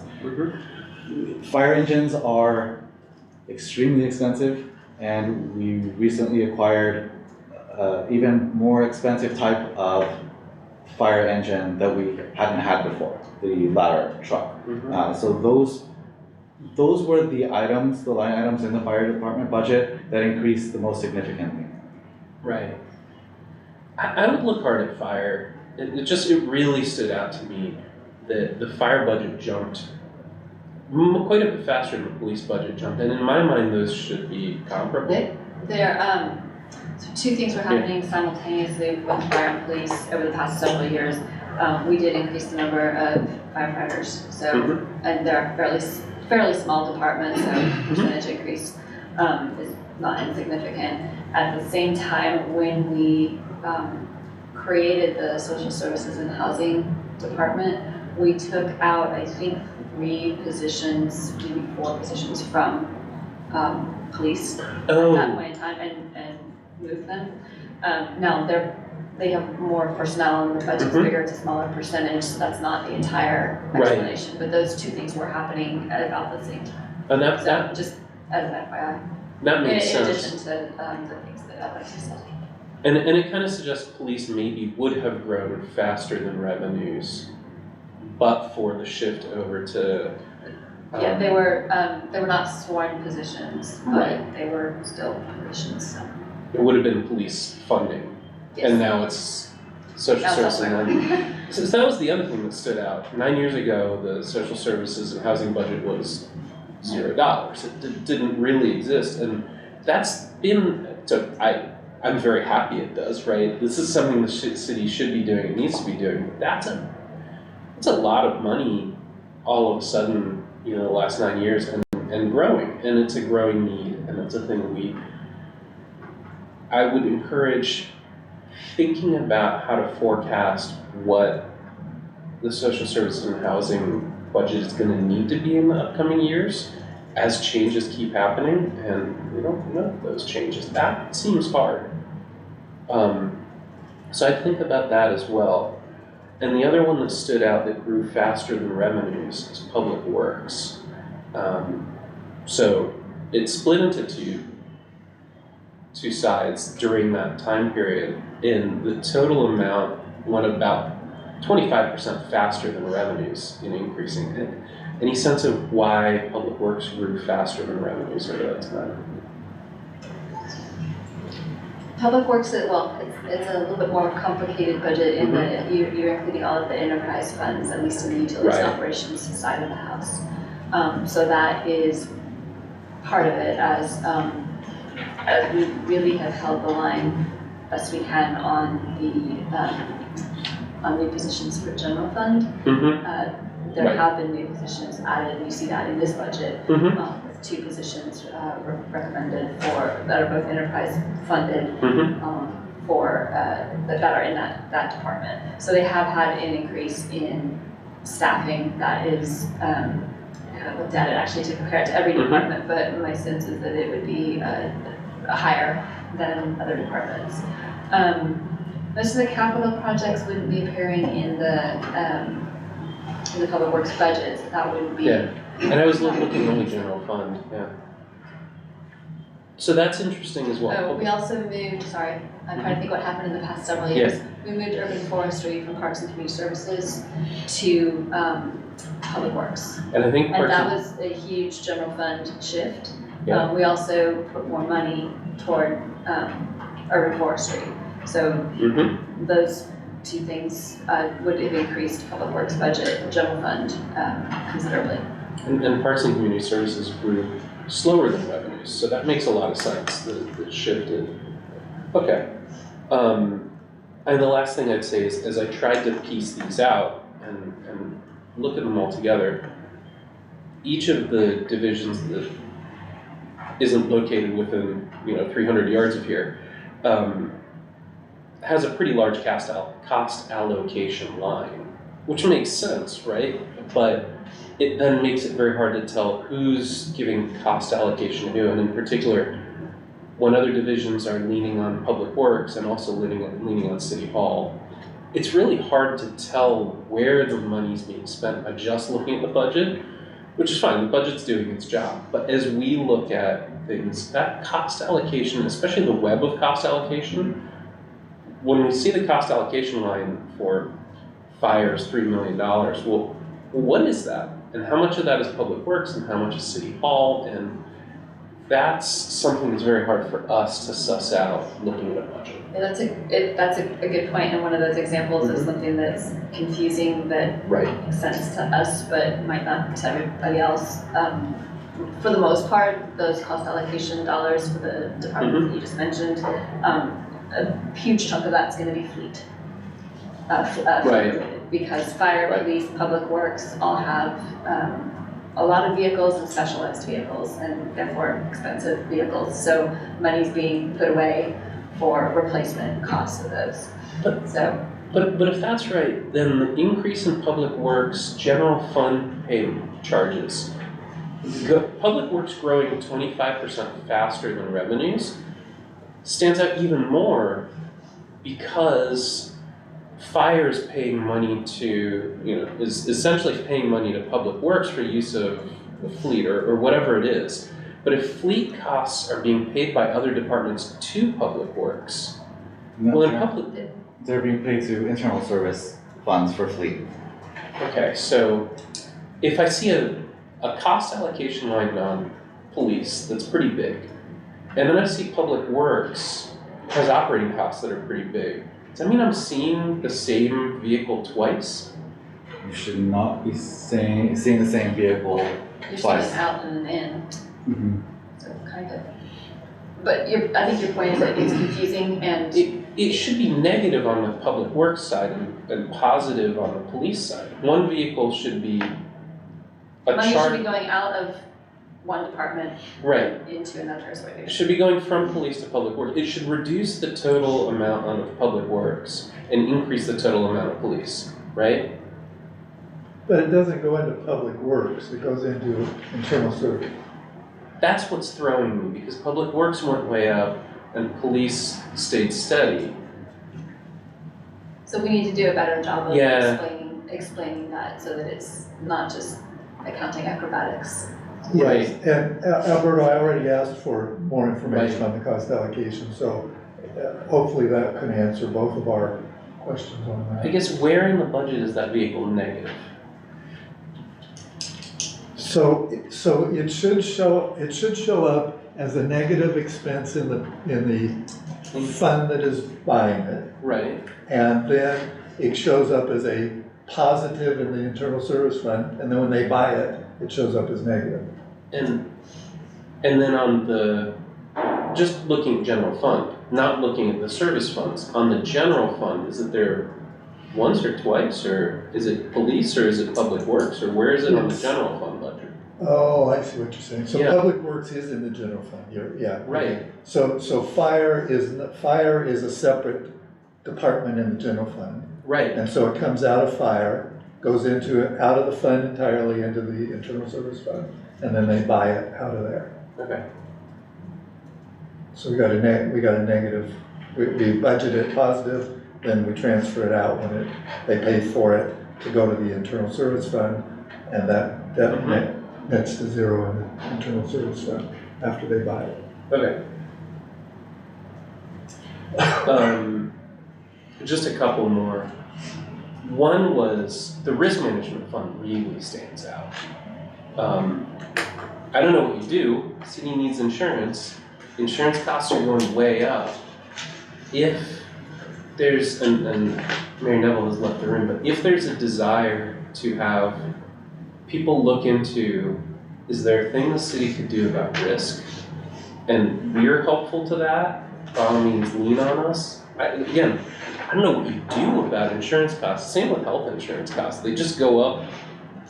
They seemingly increase how fast they go up every year. Mary Neville, I mentioned you because I was talking about the risk management fund. And just saying, I don't know what we do about this. Insurance costs just keep going up, and they're going up faster than forecasts. And if it would be helpful to have the Fiscal Commission or somebody look into how do we reduce the city's risk and reduce some of those costs, if that's helpful to you, lean on us. We do have some expertise, but that's just really hard right now. Do you want to, should we speak to How do you any feel of about sidewalks? That's what I was thinking of. So we're looking at how we can reduce, as you just said, reduce our exposure to liability. And what makes sense. We've got a couple of places where we know we have conversations that started with the council but need to continue. One is with our sidewalks, one is with our urban forest. Those are actually the two big ones. So those are places where the city has different processes, structures, policies in place than maybe a comparative community might have. And maybe that's what we want, maybe that's not what we want, but there are conversations that we need to continue. Yeah, and we are, on council, we are extremely aware of the liability issues associated with sidewalks, trees, et cetera. And we're doing whatever we can in terms of policy changes that will help to reduce our liability. But we're doing it within this world of increasing insurance costs for reasons that are beyond our control, right? Has there been a discussion about what we purchase for insurance, what we self-insure, what we have a joint powers authority sharing expenses with other jurisdictions? Yes. Yes. Yes, so we actually just completed, as an example, let me back up. We belong to YC Premier, which is our risk agency, risk management agency. That is a pooled agencies in Yolo County. It includes the county, it includes the cities in Yolo County and several other districts. We have a seat on that board. We do not completely and directly control everything that the Joint Powers Authority does. They are separate but related entity. We have looked just recently at, for example, we have a deductible for general liability that is a really nice low deductible. It's about $5,000. And we've looked at if we increased that deductible some amount, would that substantially lower our premiums, for example? So we're asking those kinds of questions. There's also methodologies in terms of how YC Parmia apportions the charges that come to the city and to all of the partners. And so that's always a topic of conversation. With that, of course, there are winners, there are losers, because the money has to be paid from somewhere. So we are active in all of those kinds of discussions, searching for ways to make any increases as minimal as possible and as equitable as possible. As everybody is painfully aware, the city has had one very high judgment and one very high settlement, one with tree and one with a sidewalk in the past couple of years, and that has not helped. So, I don't know if there's anything else you want to say about that. And so that's just an invitation if you need more brains, if you need more cooks in the kitchen, if that ever was needed, we can ask us to help. The last thing I'll just mention about this idea of an audit committee, I think, to my take on that right now, would be solving a problem that's well underway of being fixed. I think the problem was one of personnel. I mean, you've explained it to us, the personnel issues and other issues that have happened over the last few years. Things seem to be much better right now, and adding another layer of oversight never speeds things up. So I'm not sure that trying to set up another layer between the city council and auditors is the best idea right now. At least let's see what happens when the audits come in this year. They're pretty close to being done. And then after that, I mean, one of the things we can do when we have a meeting with the auditors, if that happens, is ask them what they think we need. We'd ask them some questions about this too, but right now, my instinct is things were worse a year or two ago, and now they're much better.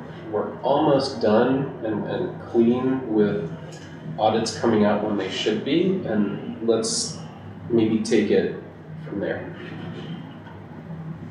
Thank you. I'll note we have like 15 minutes till 8 o'clock. So I just want to take the pulse of, do we think we're going to be able, our commissioners able to stay past 8 or willing? Otherwise we should like ask the most pressing questions and people don't have time to stay beyond that. Yeah? Yeah. Okay. Keep it going. Okay. Commissioner Bing, that's me.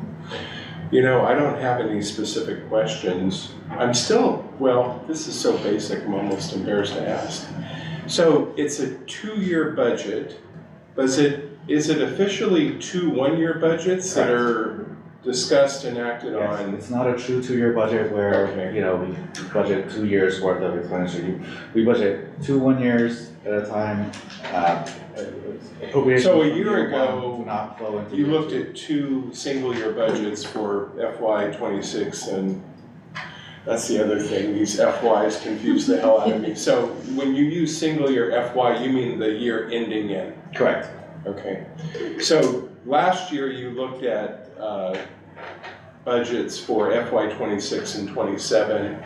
Now we're mid-cycle, just reviewing FY '27. Correct. Thank you.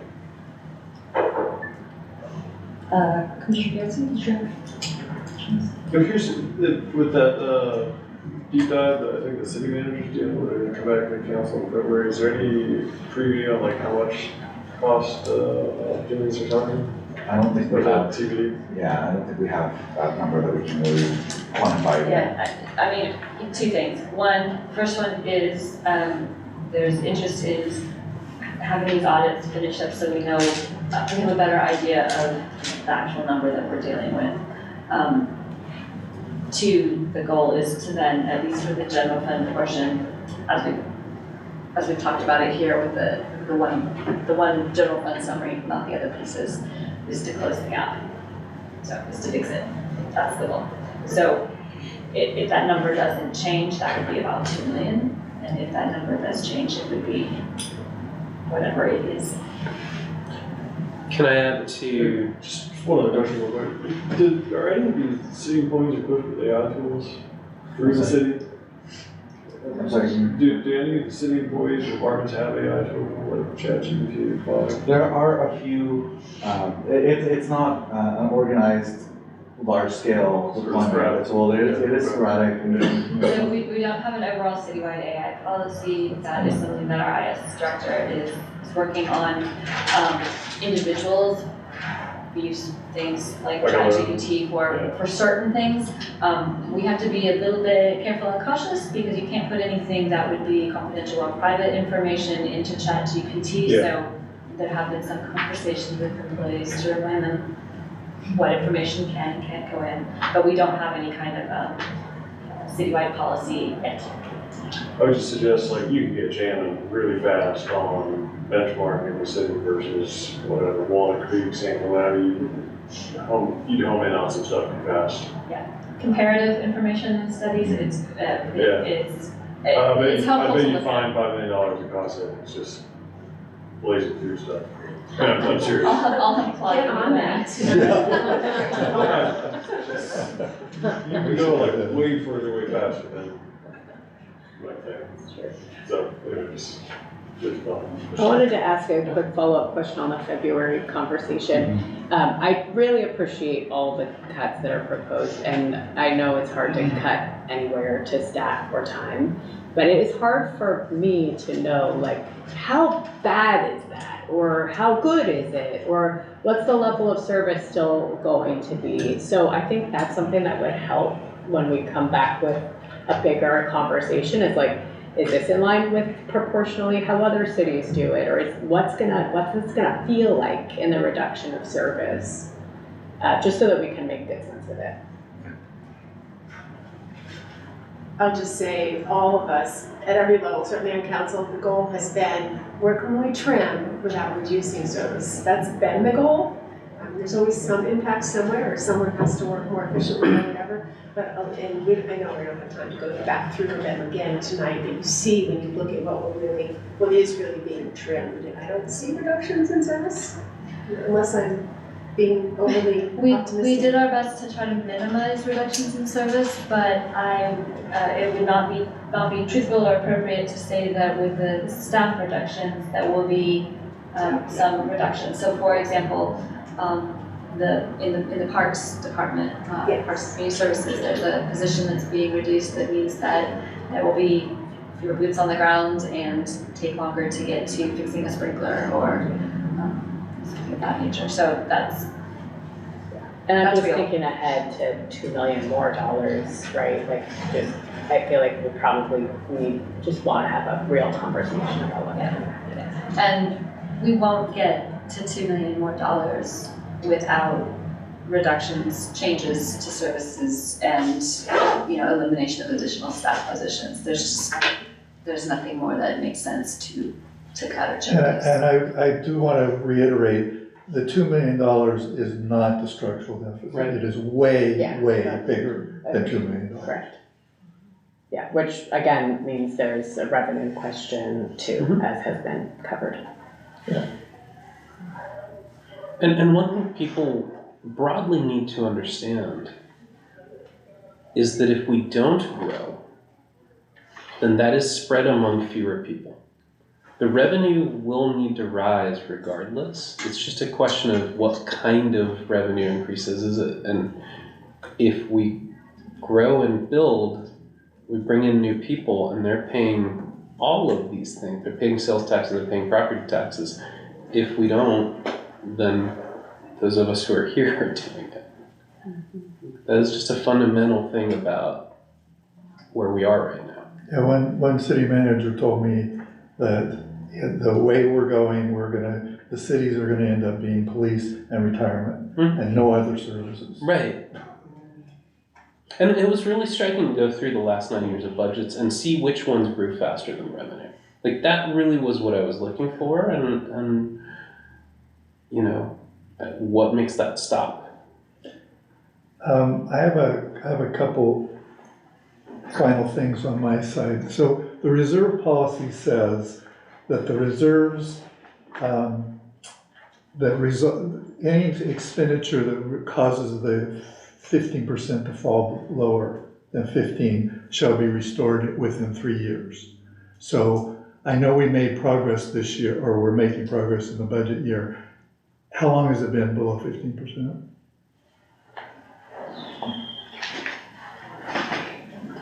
Curiously, the fiscal year 23 ended at a 23.4% reserve.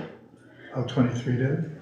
Fiscal year So 23. 24. But we didn't know that until we closed the vote on the budget. We thought it was lower, so. Now, was How long that have we thought inflated it's because of ARPA or that type of COVID-related funding, or? Well, probably not, because the reserve is a percentage of expenditures, so we're Expenditures. spending more, the reserve needs to be bigger.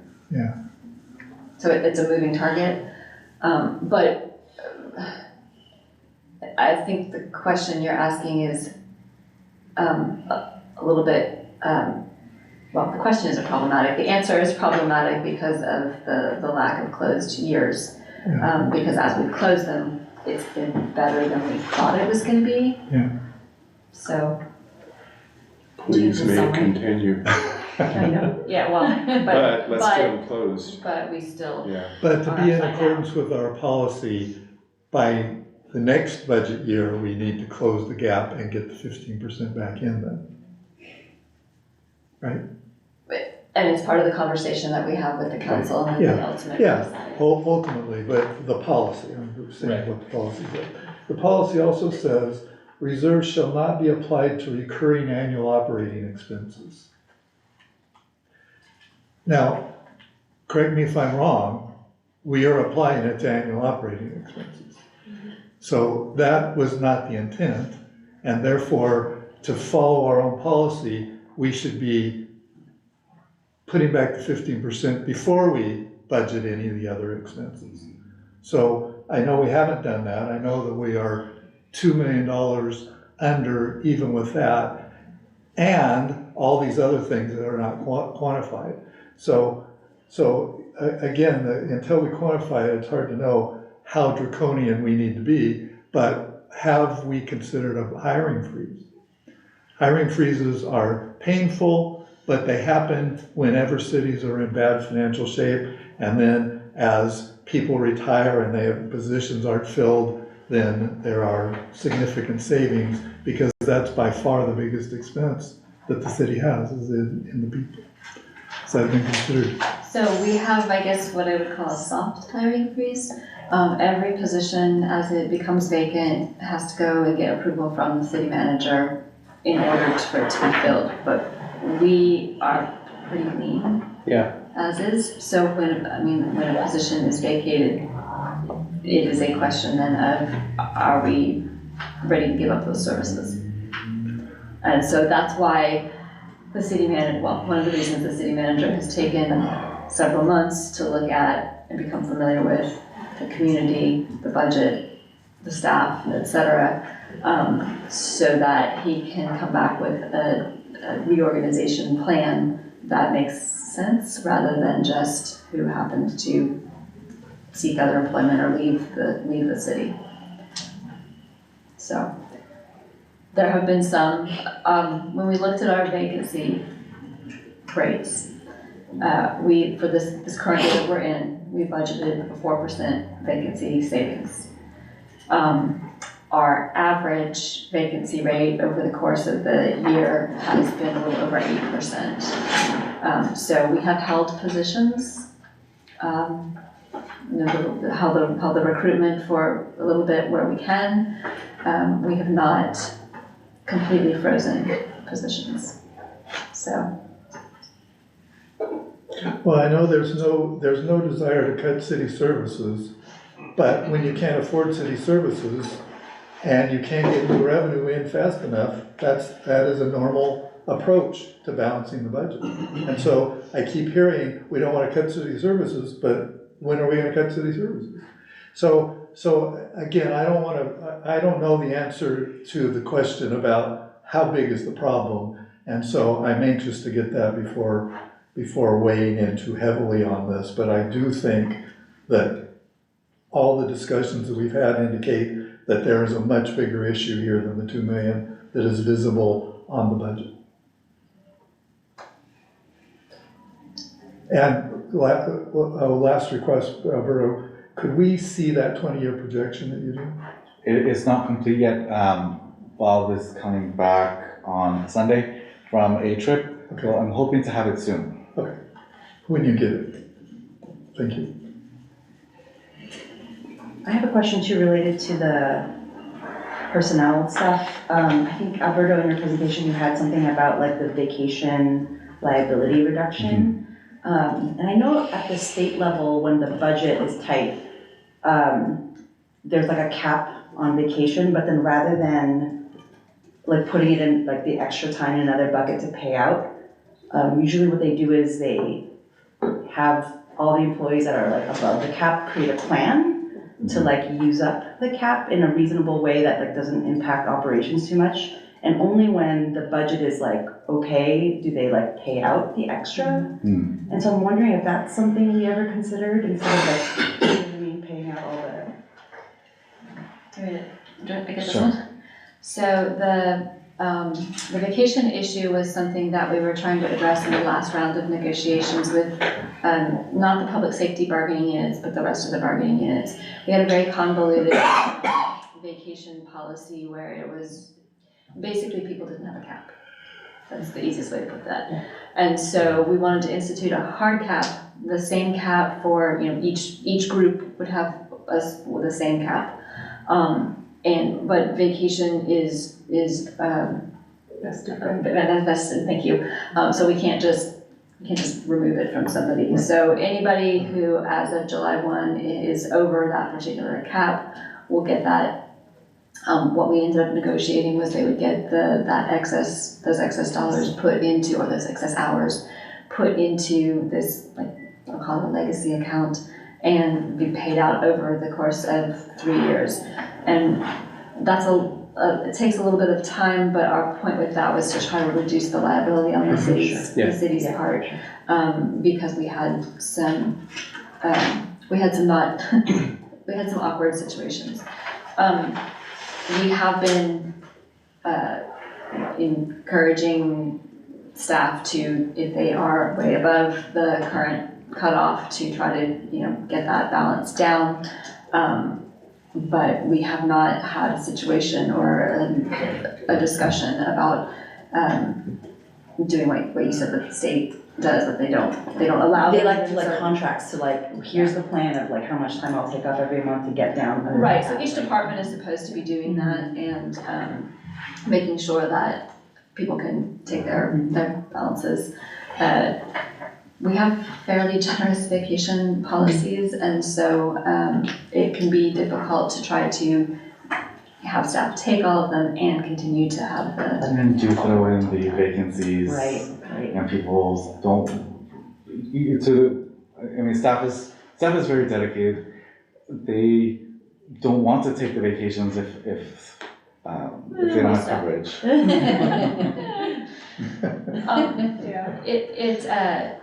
Our hope is at least that after the next few years, the vacation liability will be managed better. And so now we will have it where, if you hit that cap, you don't accrue anymore. Okay, so that has never been the case. Right. And of course, we also have a GASB pronouncement that we will be implementing for fiscal year 25 that changes how compensated absence liability is calculated. Stay tuned. Really? Yeah. Fiscal year? Yes, and it's largely related to, the biggest difference we saw at Citrus Heights was sick leave. Because whereas typically sick leave is not, if I leave the city, I don't get any sick leave payout. Sick leave is gone.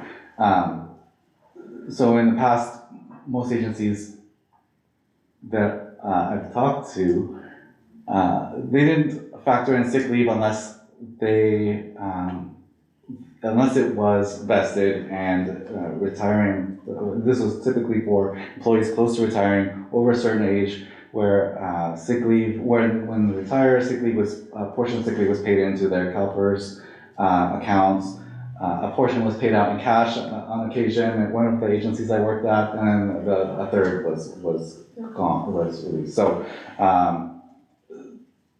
what we're seeing is that now we have to account for the let me see if I can get this wording right. What the probable amount of sick leave that I will take over my time at the city becomes a liability. Did I get that right? That's like the equipment lease thing. Oh, no.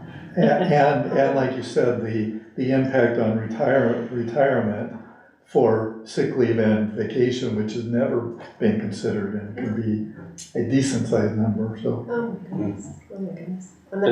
On that happy note, a number of years ago, the SACB did a story on how much accrued leave time all these state employees had. I was number 3. Oh. But the good part was only 1 and 2 got named in the article. I was like, So close. Difference. we're talking Okay, about okay. hours. So it wasn't a close call. Yeah. Close enough, right? But again, it was a job where you couldn't take leave. Yeah. Okay, thank you. Any further discussion? Any further questions? Okay, I think we probably gave you plenty of feedback. So a lot of questions, I know you're recording a lot of really great questions, so yeah. All right, I think that was our last item, so anything further, we'll adjourn. You did. Great.